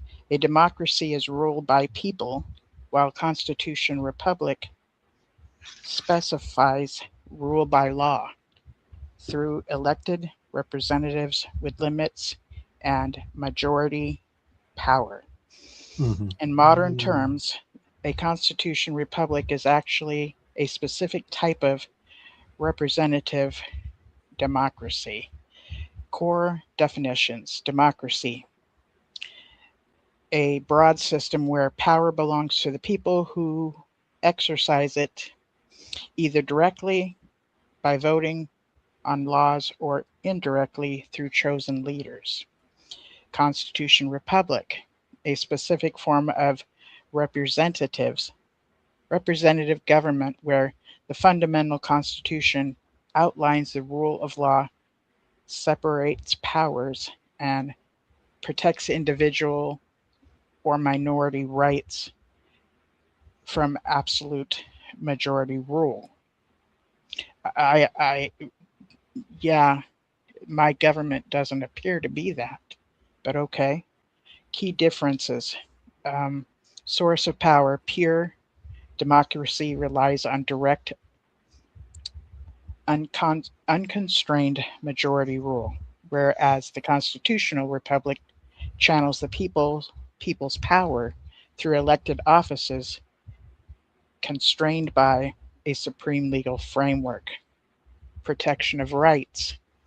Democracies can theoretically vote to change any policy by simply majority, while constitutional republics use a constitution and Bill of Rights to block the government or a temporary majority from stripping away core individual freedoms. How they fit together? The two concepts are not mutually exclusive. Nations like the United States function as both constitutional republics and representative democracies because the public votes in elections, but the legal system operates under constitutional limits. So maybe we can look into that a little bit more at another time. So I wanted to bring up what Pete's new thing is because it just concerns me on it's hormones, you know. It's hormones and it just concerns me. And I think the short-term idea is that he wants to make our servicemen to be very, you know, great servicemen. But how is that going to affect these men later in life or even on the job? So I just have concerns because I don't understand it all. And I've read up on stuff and so far I'm not at peace with it, but maybe that ain't my job to be at peace with it. Yeah, and I think one of the key things, because I know quite a few people who enlisted, and I enlisted for a time and I was medically discharged. You mentioned before it's a different breed of people, yes. right? A very special than myself. Group of people. Yeah, because I run away and people such as yourself run towards. Yeah, well, it's not even that. It's like I think there's generational aspects too, because like I graduated high school in 2007 and I knew a bunch of guys who lost family in 9/11. And okay. I could tell you right now, they do not care at all. You can inject them with whatever the government wants them to. They just wanted to get revenge. Others are very patriotic and again, they don't care. And then you also have a huge batch of people who are like, hey, I'm just in this for the college. You know what I mean? Sure. You know, they want to take their military experience and they want to go to like medicine or something, which is actually a very good way to go about it. Because if you could get that experience, not even just in combat, but even if you get medical experience on a military base, then you come out, then, you know, hospitals look very favorably on that too. I think it's just a different mentality, and I know that there are some servicemen that care. I don't know how many, because like when you have a group of people, right, you're going to get a mixed bag. So there are going to be some that care about their long-term health, like down the road, and others who are just going to make it a career and they don't even think about it, right? Right. So it's definitely an interesting discussion to have. Something that just occurred to me was my understanding of why the U.S. military did not want trans people. Like their argument for not wanting trans people in the military is because in combat situations, getting hormones and maintaining hormone therapy is logistically hard. Which exactly my point. Exactly my point. Yeah, which I mean, I have not been in combat, But I imagine that people watching have been in combat, and I'm sure they would be more than happy to explain to you in combat how getting anything to a combat zone is logistically hard. So I'm curious as to why this particular form of hormone therapy is like magically easier to do. Exactly. Because to the best of my knowledge, I'm not an expert, but if it's Yeah. getting, whether it's getting trans people hormones or getting testosterone to men, I don't see how that would logistically change, right? Yeah, I mean, you have to load it up on a C-130, right? Yeah, you have to like bust it out there. You have to store it, like you were talking about. You have to store it Mhm. somewhere. You need space to store it somewhere. You need either a means of distributing it or receiving it. You also need personnel who, if it's going to be a shot, you need personnel like corpsmen, um, or I think it probably changed, but like, 68 Whiskey's like medical personnel in the army, right? You need trained medical personnel to administer dosages, right? And if that's logistically hard to do for trans people, why is this magically easier?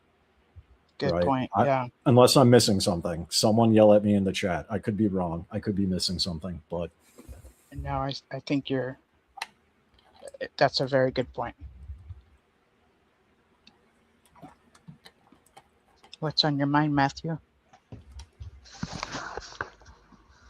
I want to go lie down. Okay. profound. I'll be right back. Dave, it's good Sure. being with you. Linda James, good being with you, and everybody else in the chat. But I'm gone. Hey, I am Yes, gone. not a problem. Not a problem, my friend.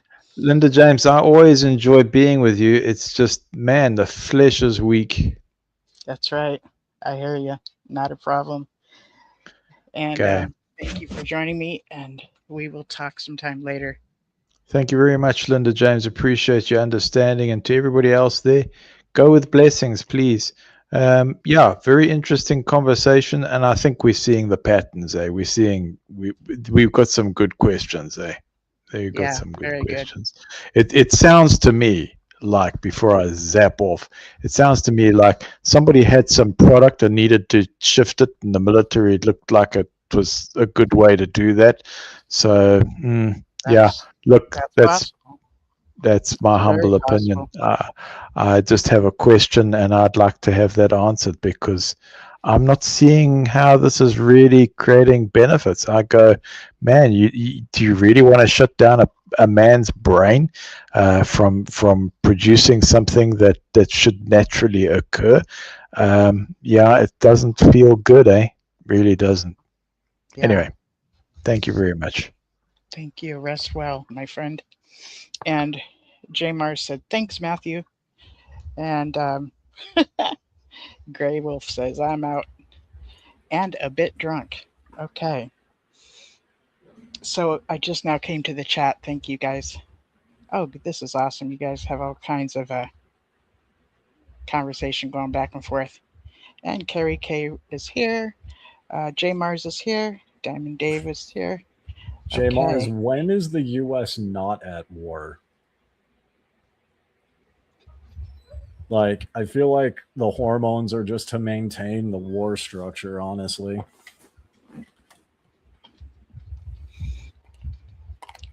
Or it could be one big experiment. I'm kind of leaning towards it might be like it's a mix of like we want to like increase military capacity, like combat efficiency, but also it's a mix of like experimenting, because China and Russia and everybody right now is experimenting with, everything from robots and AI to like, various things. So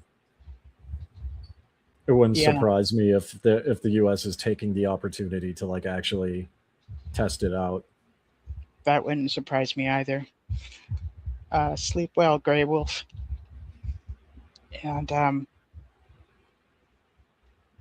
Catbrit 528, welcome. I haven't seen you before. Says heavy subject tonight, but very interesting. Thanks all. Yeah, we started when I joined. We were talking about human rights. So yes, yeah.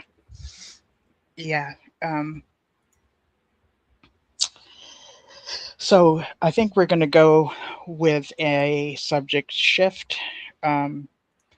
Basically, I just had questions about the hormone replacement therapy and how it's going to affect people in combat and later on in life. But what you were saying, Dave, is when people are younger, they just don't think that far ahead. Plus, we've already established that when you're in the service, the government can use anything on you, Yeah. and that's just what happens, you know? And so let me check with the chat. And yeah, let me check with the chat. Is there another subject y'all would like to talk about, or do you want to go back to human rights, or is there anything somebody wants to bring up? Yeah, please let me know in the chat. And how about you, Dave? Is there something? Well, I just came in to kind of hang out and chat with whatever the topic was. I think the dynamics, like what we're talking about now, is interesting. The United Nations Charter is also very interesting to me. Okay. It's just you talk on a lot of good topics. So I like to throw out what I think, and in the case of Pete Hegseth, what my guess is, because I don't know. That's just what I can think of. Mm-hmm. Okay. Chaperones. Six Stream was talking about chaperones in the JWs. Yes, they were. I got to get his email. He wanted me to reach out to him. I got to get his email somehow. Wonder if it's on his website. I have it. Let me look it up right now and just post it in the private chat. Yeah. Actually, he gives it out all the time, so I don't have a problem saying it out loud. Oh, you could just put it in the channel so I can, like the private chat, so I can copy and paste it. Okay. Yeah, he's a cool dude. We got to talking. I like calling in on his shows, and we were talking, and I brought up the idea of like younger people like myself, like coordinating and like getting a bunch of people together, right? And like networking and things like that. So I was going to email him on that.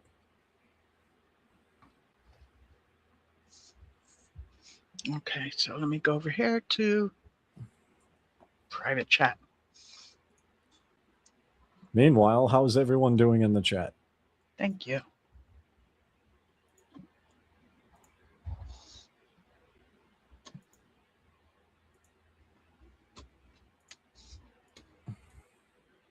I just realized I put a 0 instead of an O. Oh.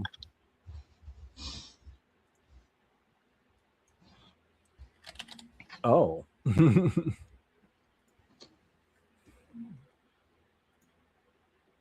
J Mars is doing good. Well, that's good. Things are going pretty well here. My social media consulting business is doing pretty decent. Started picking up.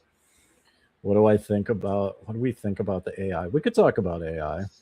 So the good, it does a lot of good. The bad, in my opinion, I think a lot of it is a lot of hype. Right? I think whenever something new comes out, and we could look at human history, I mean, when electricity first came out, you can actually go and look at how people in America responded to that. It was not good. There were even riots. Same thing with like the radio, because there were hundreds of thousands of people in America in that era, right? And what they would do is they would work in factories or buildings, and they were paid to literally like get behind like a loudspeaker basically, or like a tube, and sing or read the newspaper or entertain the workers. And the radio just like got rid of them all. People also did not react well to cars. We all use all of these things in our daily lives now. So I think a lot of it is hype, and I can't speak for everyone, but I've seen some people who are very against AI, and the people I have personally seen that are against AI don't even understand how the system works, like even the data centers work. So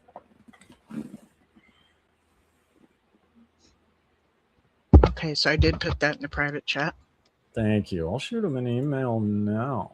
Oh, I have seen that email. Okay. Well, there we go. Yeah, you could Okay. talk about AI. Your turn to talk about AI. The good and the bad, yeah. Yeah, I'm still learning about AI, and it seems to me that there is oh, goodness gracious. I just accidentally called Rick and hung up. Okay. Oops. Right? Oops. That's what I get. I'm sure he'll forgive me sometime. Let me get myself out of my contacts. Okay. Actually, AI helped me solve a problem with a subscription on Substack and helped me heaps to resolve the issue. Do tell. I'm interested in that. That's very interesting. I think that, yeah, it's a mystery right now for a lot of us, and I'm not up to date on it. It's still like, I'm like Matthew, who just left. He does amazing stuff with AI, and then there's stories I've heard that people will have relationships with an AI, I guess a bot or a person, and next thing you know, they're being talked into unaliving themselves. So, I'm almost positive it was trained that way, because you have what to was train AI, like the trained AI. that way? Yeah, it has to be, because it doesn't just randomly do things, right? Okay, Like, yeah, so what AI does is you ask it a question and it reviews all of what's called data points, basically what it sees on the internet, right? hmm, And it reviews all that very quickly and then spits out an answer, right? But it gives the most like logical answer.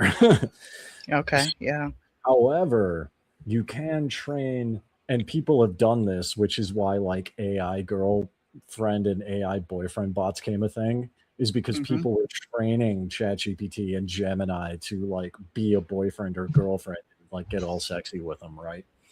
oh So wow, you could train AI to do whatever you want it to do. You could even train, because AI has like safeguards against that, but you okay, can train AI to like go against its own safeguards. that doesn't sound good. I mean, it's no different than like the internet, really. Yeah, I again, I thank you for sharing that part. No, I use AI. I've got a very basic system built because I'm learning how to make what are called AI agents, but they're basically programs, right? Hmm. So for my social media consulting business, I'm getting a few clients here and there, but once it really starts to pick up, like ChatGPT is connected to my Stripe, which is a payment system. I can accept money from any country on the planet. And it's tied to my Gmail and Google Calendar, right? And so what it's going to be designed to do is basically just, once I get a payment from a person, it's going to read when the consultation is, automatically schedule it in my Gmail and notify them and like email them like a thank you thing, like a thank you email and like additional services I provided. It's just done automatically. So I don't do it. That's very cool.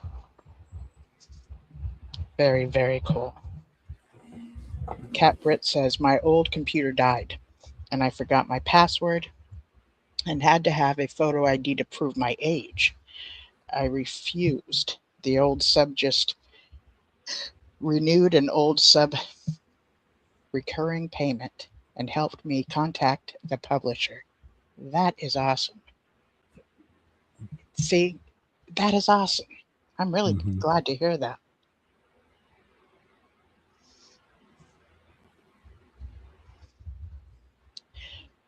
Today I ended up getting way too hot before the show started. That's why I haven't turned my camera on. Oh, Um, I got overheated, so my face was all red, like worse than how I would look if I was blushing. So I was just with my bandana and ice cubes cooling my face down. So, so I never got my makeup on or fixed my hair, and I just wanted to just have fans on me without having to put um, any makeup on, so I could remain cool. yeah. But we're going through a bit of a heat wave. So I'm in Southern California, but it seems like there's quite a few places that are going through the heat wave. You know what I wanted to ask you, Dave, is where you live. Are you going through a process of becoming a citizen there, or is that something you want to do, or how does So that work? I want to get permanent residency. I have not decided on citizenship. If I were Oh, to get citizenship, I probably would. If I could have triple citizenship, then cool. But I probably have to get rid of one, and it would probably be my UK citizenship because I haven't been there since I was like what 16, and I'm 37 now. so Right. you I have don't. citizenship in the U.S., the UK, Yep, and the UK. Yep. and then So what you're yeah. talking about now. What are those choices that you're talking about So um, permanent amount to? residency. So Okay, thank basically, you. yeah, if I'm a citizen, my taxes would go down because I did some research on it. But Mongolian citizens they pay a 10% flat tax. Foreigners and I think it's permanent residents pay 20%. So there is that benefit. Also, if I am a Mongolian citizen, I can vote.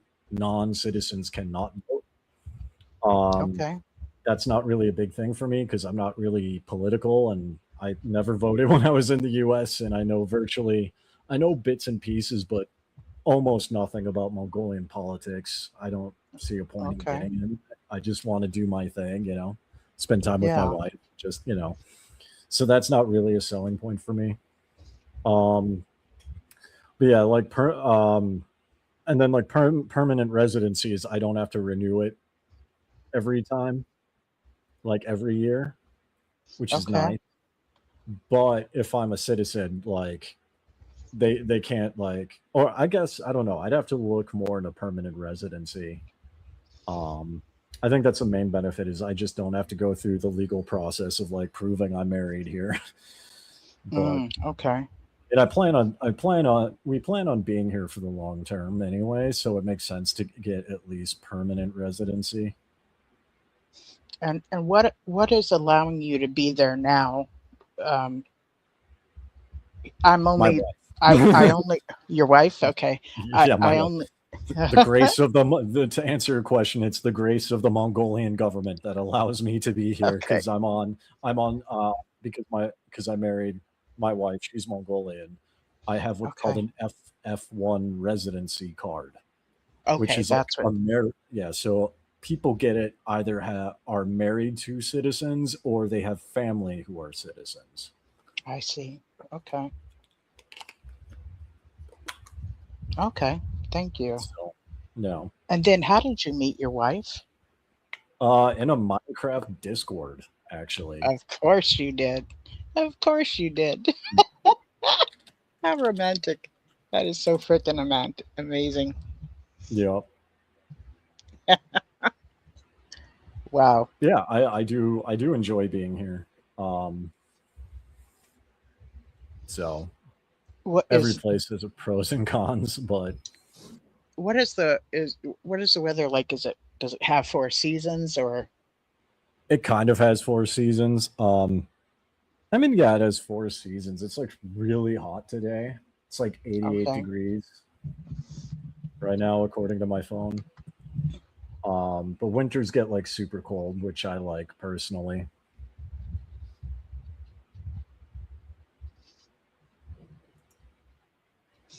Yeah, the food is good and very different dynamic here. Okay. I actually got in touch with a therapist, a Mongolian therapist, to like help me process and like achieve some goals I set out with him, right? Um, it sounds like the therapy is like kind of different. He's much more flexible, and like our next session, quote unquote, is like we did our initial like get to know each other and see if it fits via Zoom. The next one is because like like I need to learn the language and I need to like get out of the house more. Like we do go out, but it's not frequent. Him and I are going to do like a exposure therapy thing where we're just going to wander around UB here just for the sake of exploration, not like because we have to like buy things from Emart for the house, you know? Right.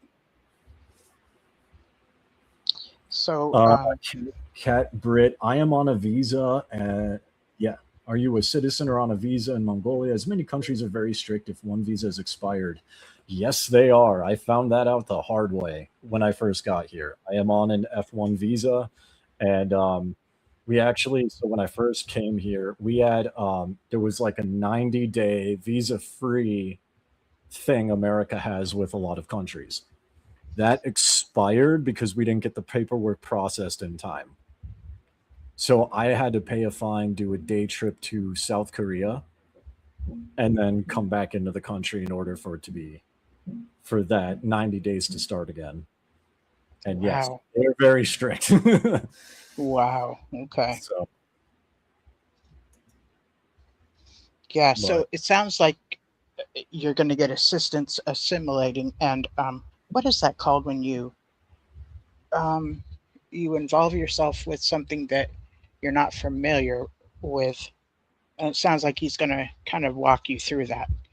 Um, I would say the there's a lot of words. The closest word desensitizing. I'm no, it's sorry. not Go ahead. desensitized. I was going to say Okay. exposure, right? Okay. And like wife and I have talked about some things. There's like a language exchange meetup where people speak English and Russian, and it's just people from, you know, they show up in a bar and hang out and know each other, right? So we're gonna start going to that. I talked to a dietitian too to like start getting healthier. So Okay. um Wow. These are deliberate. Um, yes. wow. Yeah, so Deliberate. I'm looking forward to it. Good for you. That's impressive, actually. Really taking initiative to how you want things to look and how you want things to be. So yeah, you're supposed to learn the language. Do you know Yep. any other languages besides English?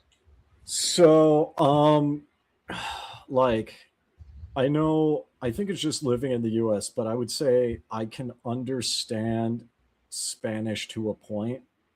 Mm-hmm. Like I can read it to a point just because Spanish and English are similar.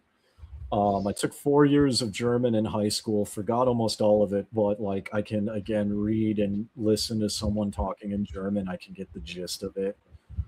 Okay. Um, Same thing with like Hindi, and that I'm much more shaky on. But Hindi is one of the more common languages in India. Like I can get the gist of what they're saying, or at least the emotions and the energy behind what they're trying to communicate, but that not as much. That would be cool to be fluent in multiple languages. So Yeah. The idea of me learning a new language um, sounds extremely hard, but there are people that will just learn languages and it's easier. Um, it tends to be easier for them, and so um, I'm hoping that that doesn't end up being too hard. no, like I'm already able to read some things in like Cyrillic. And I think it's just the way my brain works, and because like I can differentiate between languages if I don't understand them. So, because Okay. like when people think of Asian countries, right? Like Tagalog and South Korean, Japanese, Chinese, they sound different to me. Yes. So I can identify the difference in like sounds and like cadence and like the speed Mm-hmm. of the language, even though I don't actually know what it is or like what's being said, I can at least differentiate it. Um, so, and I mean, I follow a bunch of like Mongolian pages and stuff too, and I do like kind of pattern recognition for reading, Okay.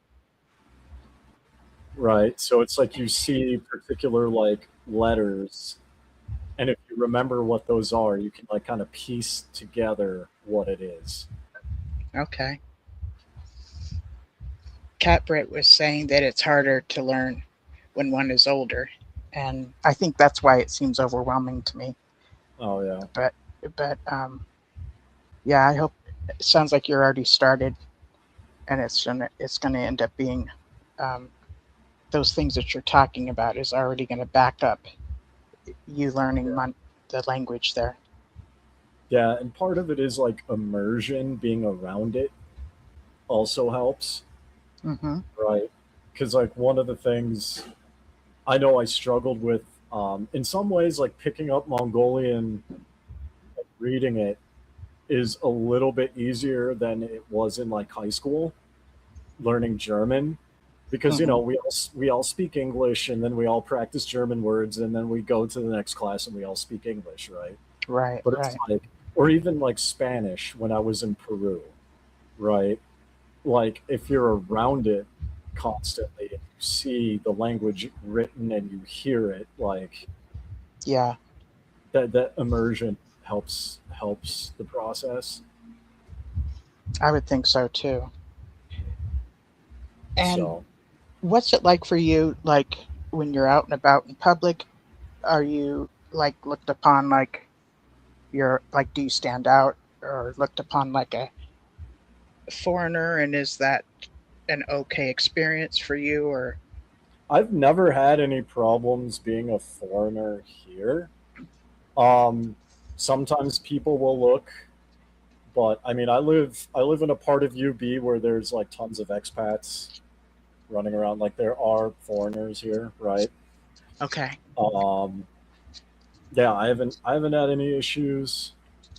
Um, I did get stopped by an older guy who mistook me for being Russian, which was kind ah, of, but he was cool, right? It was a good experience. sounds like you're kind of in a melting pot section where you're at.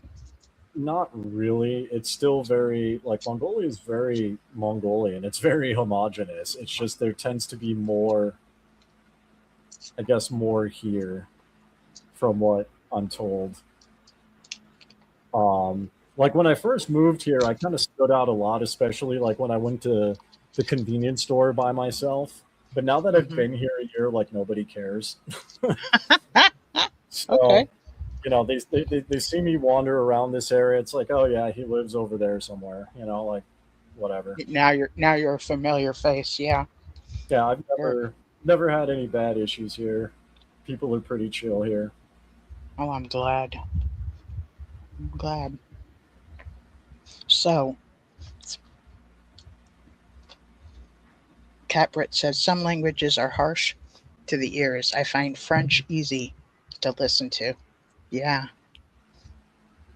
I think that's a brain thing, like the way people's brains are wired. Because I've never had that personally, Okay. but everybody's different, right? So Yeah.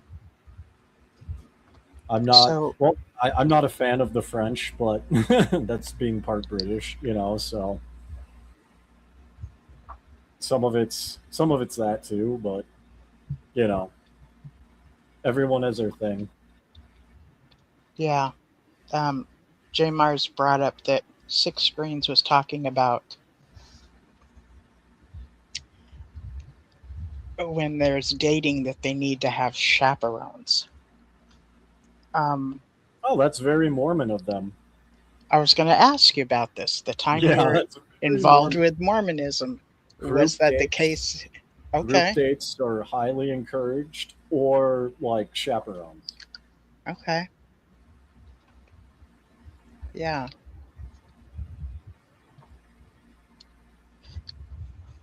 Yeah, that's a thing in Mormonism too, and I think that's just a thing in Christianity at large, right? You're probably right, actually. There's a lot of purity culture within Christianity that, unfortunately, in my opinion, what comes with purity culture is um, no education regarding sex education as someone is growing up before marriage or anything. And that ends up, and I was older when I saw my first classroom sex ed class, and Yeah. that was like the first time I had ever seen Yeah. anything male, right? Because I have a sister, and so, and it was, yeah. So I think it's, and then with my own kids, I made sure to make sure they knew how things work. Yes. Cat Brit asks, "Do you have a large immigration in Mongolia, and if so, where did they come from?" I don't know that. I could probably ask my wife. Mongolia has huge tourism. I know. Okay.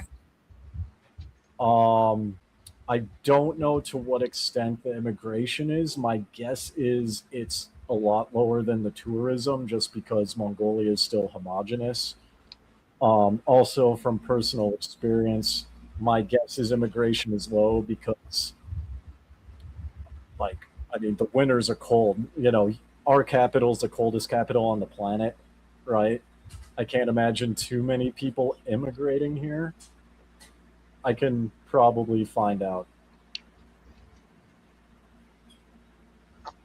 Give me 1 second. Okay.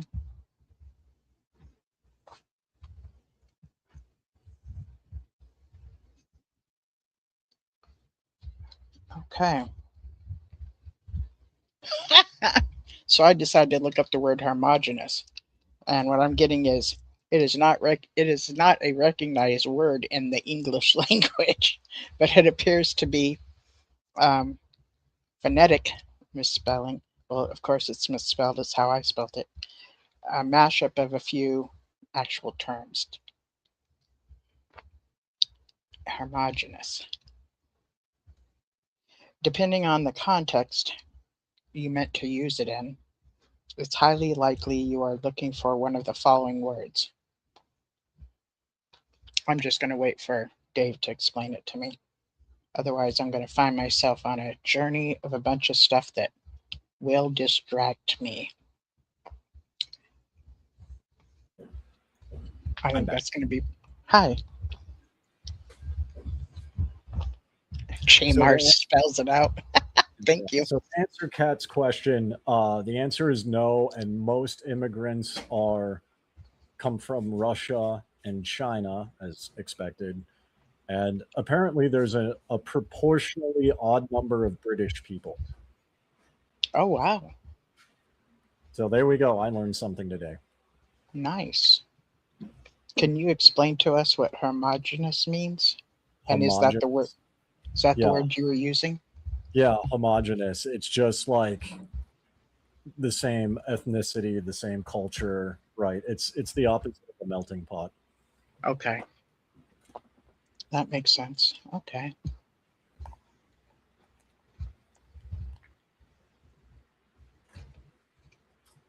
So I'm going to shut things down in about 30 minutes or so, but we can do a shift in subject. Sure. Do you have an idea of a different subject, or anybody in the chat want to bring up something? Yeah, we could talk more about AI. That was a good one. Chaperones. We could talk about all of these at once. I wonder if AI chaperones are going to be a thing.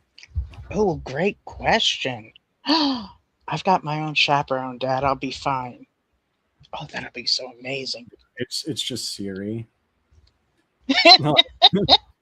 It's just, Siri is a chaperone. yeah. Wow. What a great idea. Okay. That'd be interesting. I mean, AI is taking over everything anyway, so So, how would you describe that to someone who's like kind of ignorant about that kind of stuff, such as myself?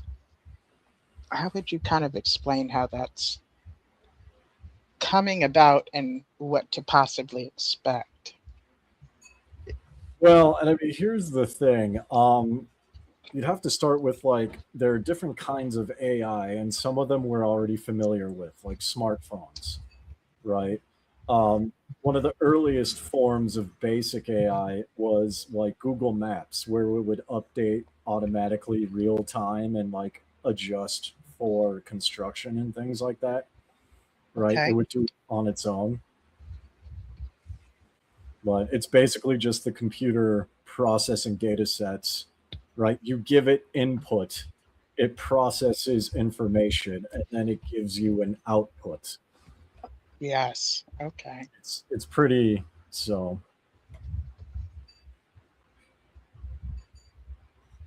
yeah, and I mean there's different forms, and I mean a lot of people, I think, when you get in the rabbit hole of anything, like even with AI technology, I think people freak out because it goes so deep that they don't understand what's actually happening. Yeah, Alexa, Siri, those are also older forms of AI, right? Okay. Artificial intelligence. Okay. Yeah, Yeah, you're right.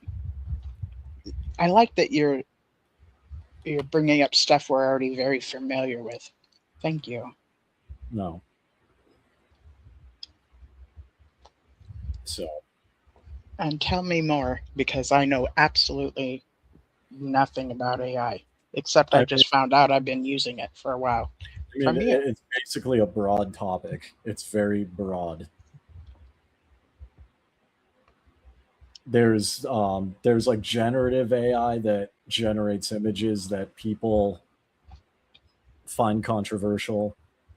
Um, there's AI agents, which I talked about earlier, basically a bot that just keeps track of my clients and like emails them for me. Like I make the email, it's just saved. So when I, when someone buys from me, when it gets to that point, it'll just automatically send the email that I made. So that particular, is that a bot? Yep. That's Would a be acting as an assistant for you, right? yep. Okay. And then Jamar says Alexa device was one of the first too. Okay. Careful So not to fall in love with AI. yeah, I know, right? That's what I was talking about earlier. And Diamond Dave was like, you have to teach it to, or You I have to forget train what. it. Yeah, Like train you it. have to train it. You even have to train it to be objective because like AI companies design them to pander to you, so you'll keep using it, right? And they Hmm. are useful tools, but you have to keep in mind it is a tool. Okay. So, like, I very rarely use it for anything outside of like YouTube or business, right? Um, there's been a couple times where I've like vented at it, right? And then, I realized I had to like actually tell it I'm venting, for it to like understand so it'll help me like process. But that's like I did that like twice, Oh three times. wow. Yeah, I don't really use it for other things.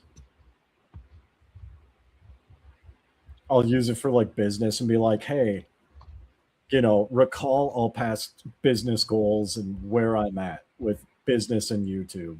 I have this idea. Objectively analyze how this plays in or if this is not a good thing to do. And I found that it's pretty consistent in I got it to the point where it's pretty consistent in like being objective and Okay. sometimes flat out saying you're not ready at this point. Okay.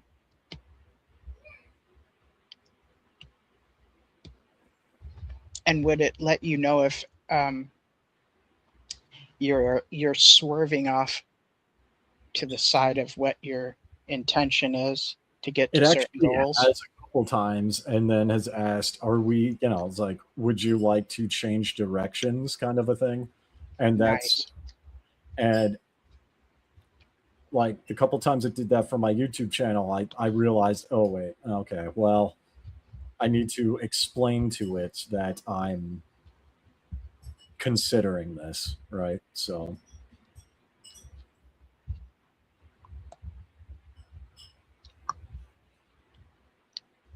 Can you so read what Kate I, Cat Brett is talking about?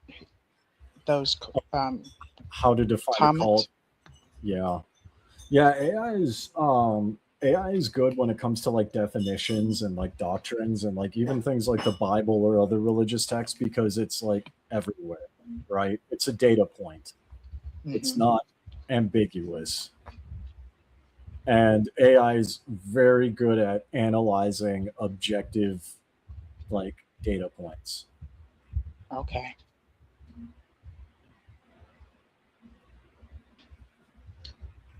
Just imagine if organization uses AI to write Watchtower articles. Would that make the spiritual food still inspired? From what I understand, J Mars, they already are. That's the impression I'm under. That they use AI to write articles. And yeah,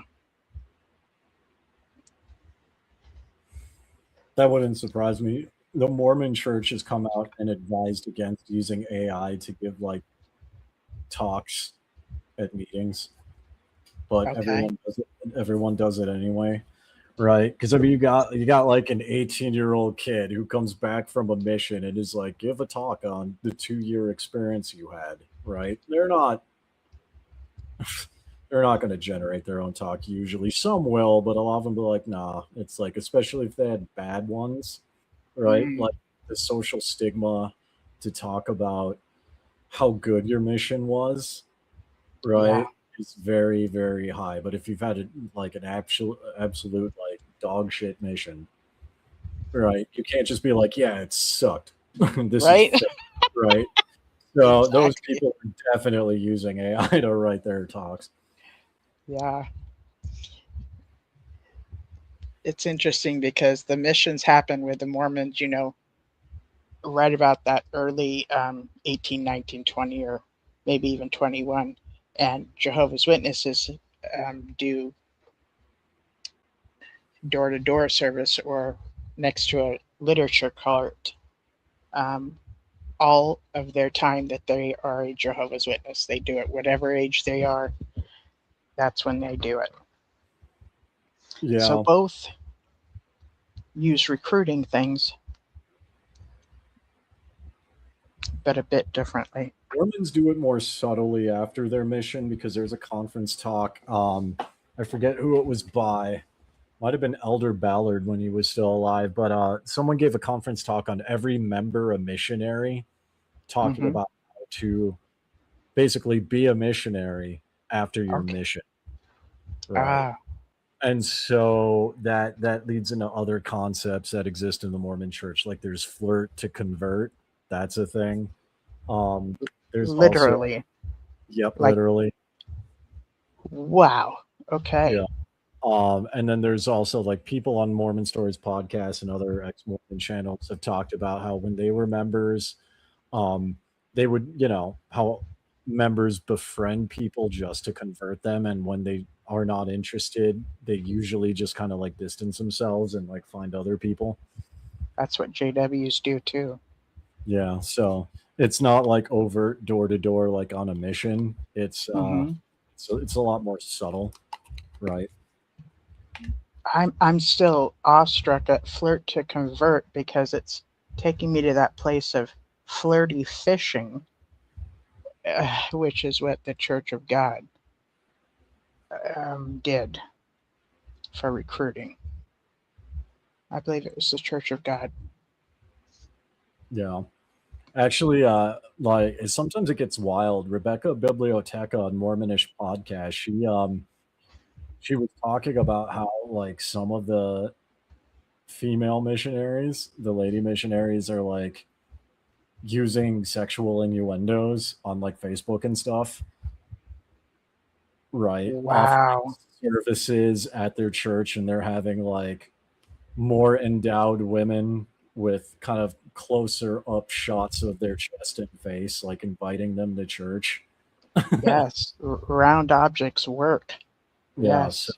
um, yeah, it's kind of getting to that point with Mormonism now, where it's like might as well Okay. start an OnlyFans at the and like that's kind of the those channels, like you go on the OnlyFans route. Yeah. Oh, that's fascinating. Wow. Wow. Wow.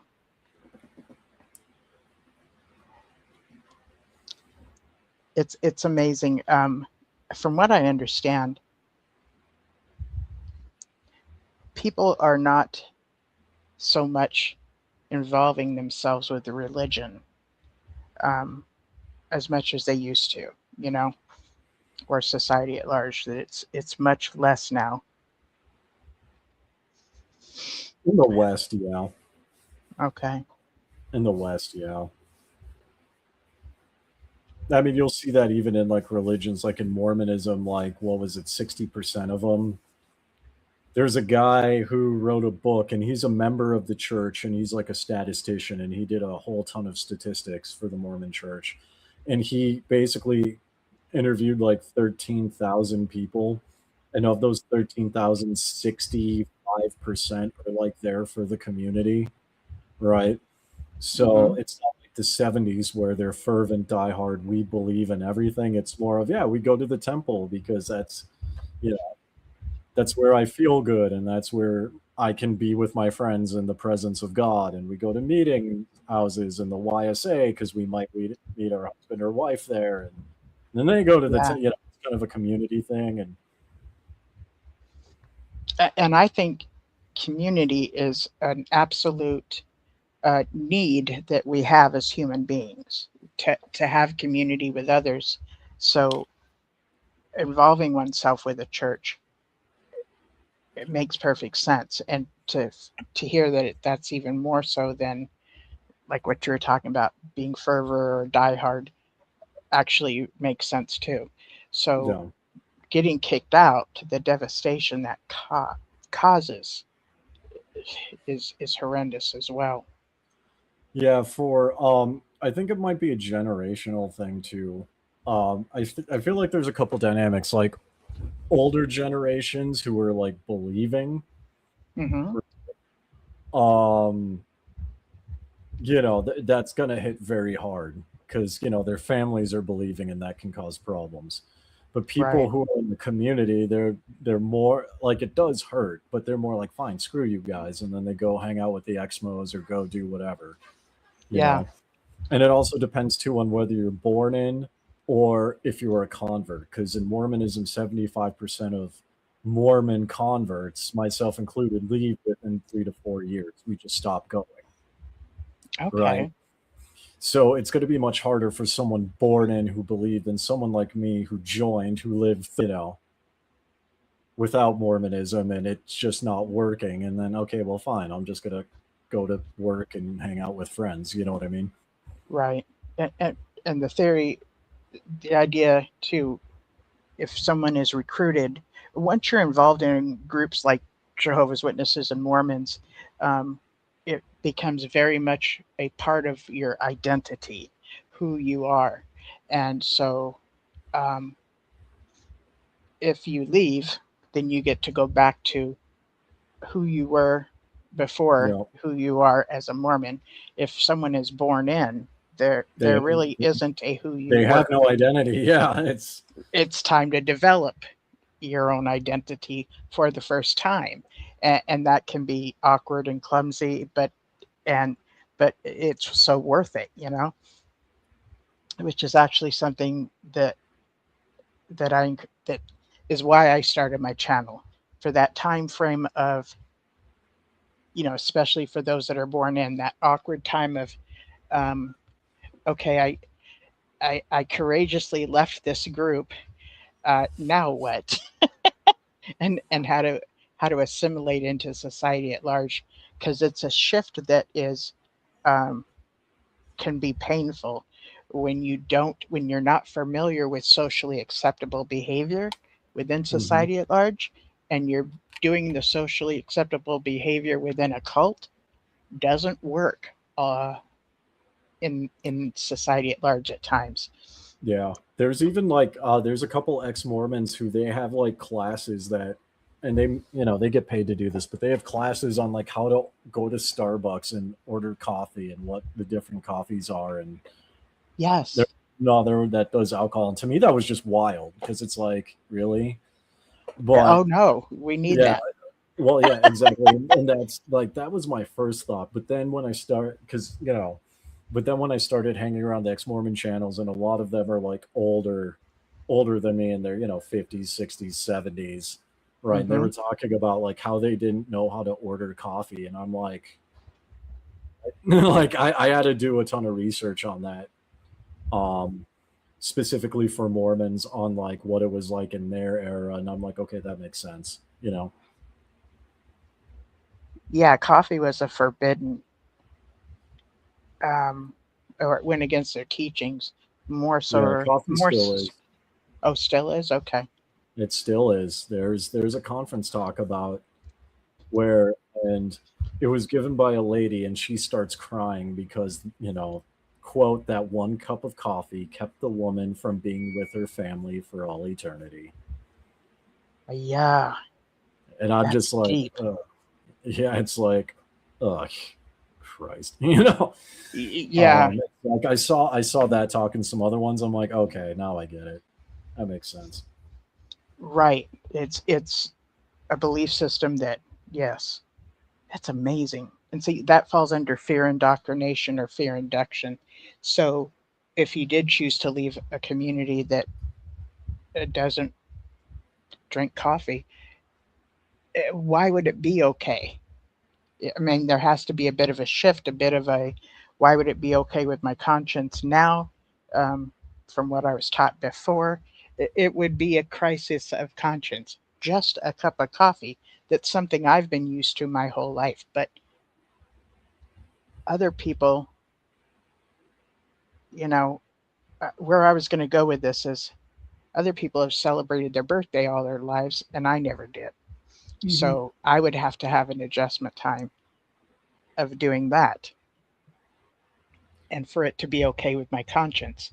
So even as the holidays come up, I'll be Mhm. talking about, um, the holidays. Like I'll be saying all these different things that we can do, but I'm always saying it in a way of if it's okay with your conscience. Because even though people leave Jehovah's Witnesses, they don't necessarily want to involve themselves in everything that's out there. Some of the Hmm. stuff that will still be against their conscience. And And it's if it it's not becomes, just against their conscience. I mean, I can relate to that because like growing up, birthdays were never a big thing. Christmas was never a big thing, right? And we weren't JWs. It's just like even as a kid, I just never cared, right? But then I got married, and like then birthdays and holidays became a thing, and it's like a period of adjustment for that, just because I spent my whole life, not doing the holiday birthday thing, and now I am doing holiday, and it's like, you know, so it's just oh, a that, form of growth yeah. for myself. So your childhood, was there ever like a religion involved in your childhood, or, My mom um, was very Christian. My dad was more like, I mean, he comes from a Hindu family, but he's very much like very secular, I would say. He's never really big on religion. But yeah, so I got like dragged to church and stuff. Um, and it wasn't like against, like, my mom was against some things about Christmas, not all things, right? mhm. Um, but like it wasn't like that big of a deal. Okay, yeah. And I think for my dad too, because he grew up in like inner city London, and he grew up with a hard life. He kind of always had the mentality of, I never got anything for free, so why should you get birthday presents? You know what I mean? Oh, And okay. and I've never been big on surprises, right? I'm not like, I like routines and plans for the most part, right? Hmm. Spontaneity throws me off my groove. Me too. So like I'm Me too. kind of glad I didn't have surprise birthday parties because that would have bothered me. Yep. Um, so yeah, for me, I'm just going through a period of adjustment is all with that. So I can relate to that. That makes perfect sense. So during this time, we go through these adjustment times, and it's totally normal. And Mhm. what's interesting is that we find ourselves acting or asking ourselves, "Am I supposed to be like this?" And most of the stuff that we get caught up um, in our heads, like a fear of not behaving properly or whatever, is actually a normal um, dilemma for that time span of growing outside of that the church that you're involved in.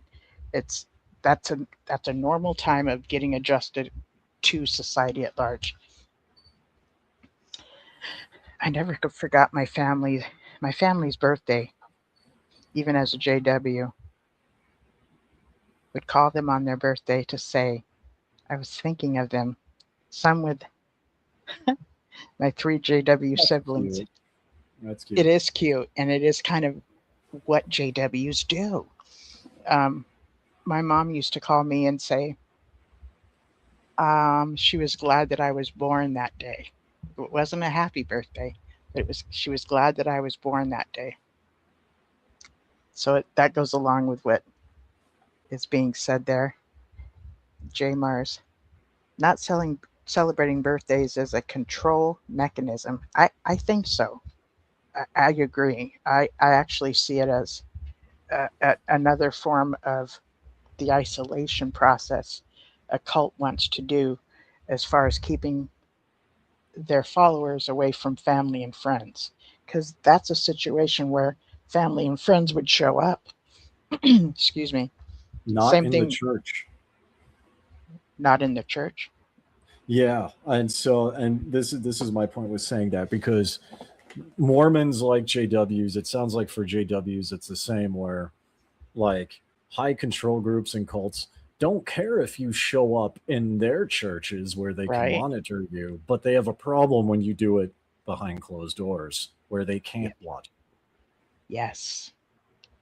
I'm Yes. sure I'm sure like if JWs, right, like instead of doing a birthday thing, if JWs met at like the meeting hall on Hmm. that day to like fellowship and worship, nobody would have a problem with that. That would be my guess. Yeah, they're very because Kingdom Halls will have. It seems like that would be the case. What you're saying, Yeah. but it's kind of not. Only because they pack a few different congregations into one building, so Oh, their interesting. schedules might Uh, um, get in the way of being able to do that. That's the only reason I can think of. oh, And okay, that makes depending on sense. who has the keys to open up the place for their meeting to start, um, might limit the time frame. But so there have been situations where like moms will be like, let's have our kids have play dates, and they're all Jehovah's Witness mothers, and then they have their little kids get together and stuff. And that'll go on for a while. And from what I've heard, um, even men will be like, let's go play basketball after, church on Sunday or whatever day they come up with. That'll go on for a while. And what ends up happening is if there's not an elder involved, they'll shut it down, Mm. which is really, really, it's odd. It makes no sense, but an elder would come along as though they'll get kind of reprimanded in such a way of, well, you did not get approval from the elders to do this, which Mm. um, There's a control Usually, aspect. usually people didn't know they were supposed to ask elders. Like that's one of those, I like to call it a need to know basis. You don't find out about it until you need to know. And that's when you find out. Oh, we were supposed to check with y'all to say we're going to play. It seems outlandishly ridiculous, but it ends up separating the bonding, because that's what I've noticed. Within cults, people can't get too bonded. Yes, they're usually told to only associate within that group, and that associating with those outside of it is dangerous. It could erode your faith. All this. But if they independently do things, it can be considered dangerous, and it is. It's a fact of each elder in the congregation has so many people that are underneath them that they are under the impression they're supposed to be responsible for. That's where that comes from, which I did not know was happening when I was a child, but now I can see it and understand it really well. On cleaning your turn as a group of brothers, would ask sisters to clean the men's toilet. They just stood around. I refused. Yeah. Yeah, they have all kinds of stuff. So That's kind of similar to Mormons from what I've heard in like the cleaning, because like men and women get called to clean, right? But if it's a mix of men and women, like I've heard, even at my old ward, they would all get there, they would see women there, start to clean, be like, "Oh, I got to call work real quick," right? Like, I got a business call. Hang on, I'll join you in a minute here. Exactly. That is so funny. So that's funny. J. Mars says, I remember the words bad association spoils useful habits, how it injected guilt in us growing up. That is so true. That it was, yes, it's a thought stopping cliche. Oh gosh, I'd love to hang with the neighbors, or you meet somebody in school, or you get along great with somebody at the coffee shop, and you think about furthering a friendship with them. And what goes on in your own head is bad association spoils useful habits, which equals anybody who is not a Jehovah's Witness equals bad associations. Yep. This is part of the self isolation. Yeah, and just guilt. So when we leave a high control group and we have the option of making friends, we pretty much don't know how. Okay, just don't know how, and that's normal. Because when we were involved in a group that we could only associate with those of that group, there wasn't any kind of they were just instant friends. Oh, you're a JW and we're friends. Okay. So there wasn't any form of a developing a friendship at all. So which would have to happen out in society at large. You would develop a relationship, and that's just not something we're familiar with very much. Yeah, that makes sense. So I'm going to wind this down, but I have a question for Cat Brit. So, Cat Brit, are you a male or a female or anything in between? Or just thought I would ask.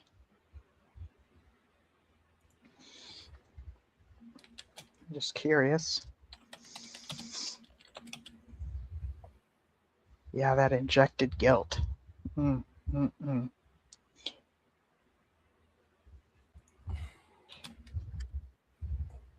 It's always added guilt to whatever your own conscience would bring up.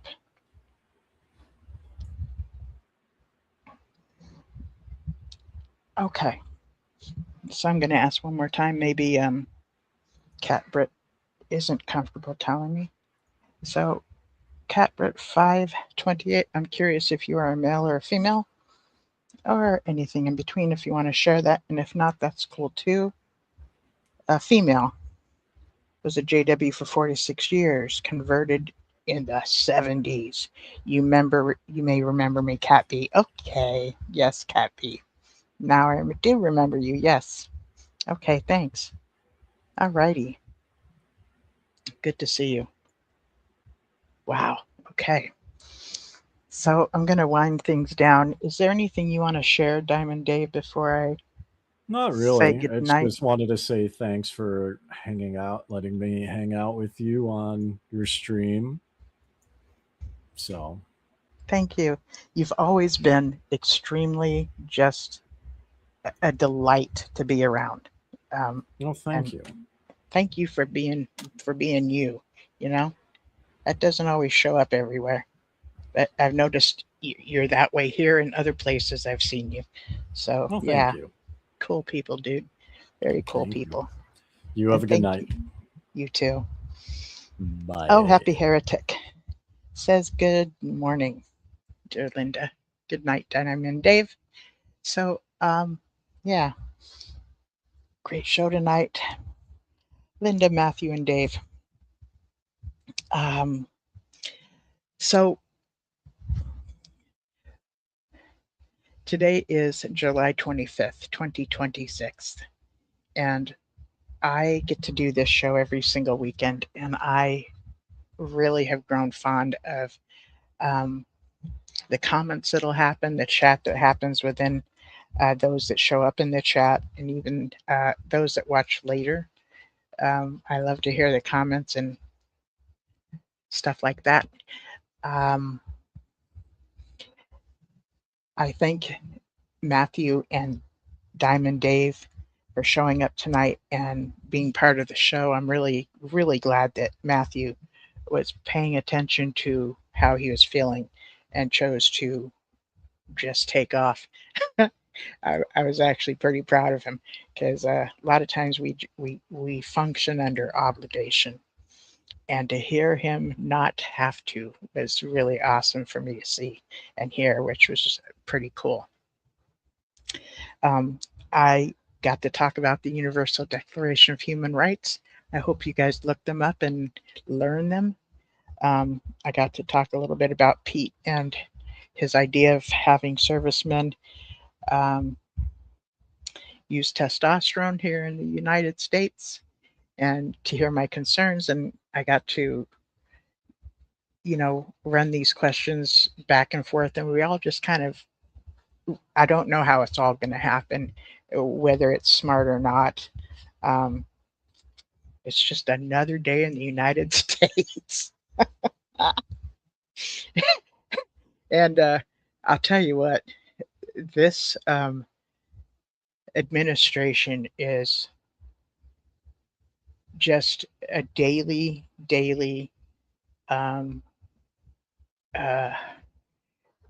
things. I don't even have words for it right now. I'm hearing historians say that this is the worst administration within the whole history of the United States. So when I find myself having already been triggered and seeing how this government is doing things much like how I've seen happen in the Organization of Jehovah's Witnesses, that actually confirms what I'm seeing and how I'm being triggered and why it's affecting me, because I didn't escape a cult to find myself living within one today. And so coming to terms with, and this is my view, I'm not sharing this as you have to believe it or you have to see it this way. This is my opinion. It is pretty traumatic. And I've been under this since 2015. So it's been 9, 10, 11 years. And I don't know how things are going to look later. But I do know that it's important for us to realize the things we do have control over. I like to say that I have control over my eyebrows. How I can shape my eyebrows is something I still have control over. And to be honest, other things too. And it helps to center us, it helps to anchor us from that sense of what is the government going to throw at us again, today or tomorrow? Because it's a whole lot. It's daily, it's every other day, and it's big stuff. And so if you find yourself overwhelmed, that's actually normal. So take deep breaths, um, center yourself in things that you find comfort in, whether it's doing sports or doing math or being creative, things that you enjoy doing, whether it's reading or movies or anything like that.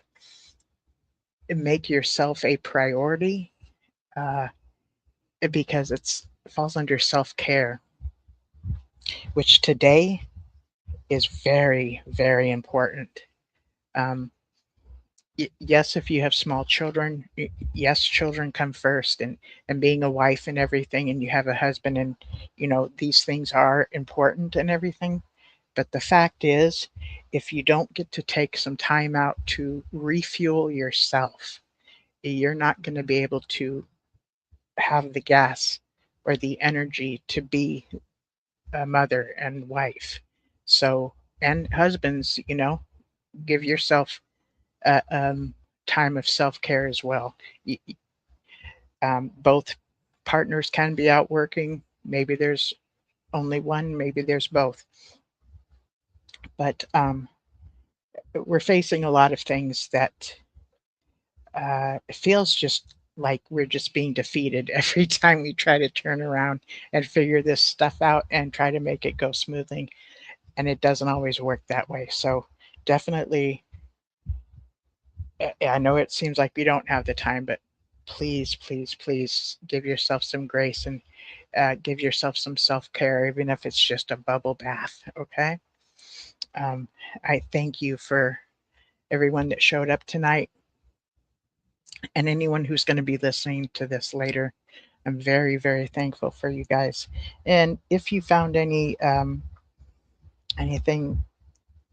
that you found beneficial in tonight's show, please share it. And actually, I want to suggest too that you make a comment after, even if you've been commenting in the chat, because from what I'm gathering, even if somebody just puts an emoji, an emoji, an emoji, even if somebody just puts a little emoji in the comments under the video, it helps with the algorithm. So let's do that and see if it helps with the algorithm. Thank you everyone for being here tonight. I appreciate all of you. It's truly the highlight of my week. And I will see you all next weekend. Good night, everyone.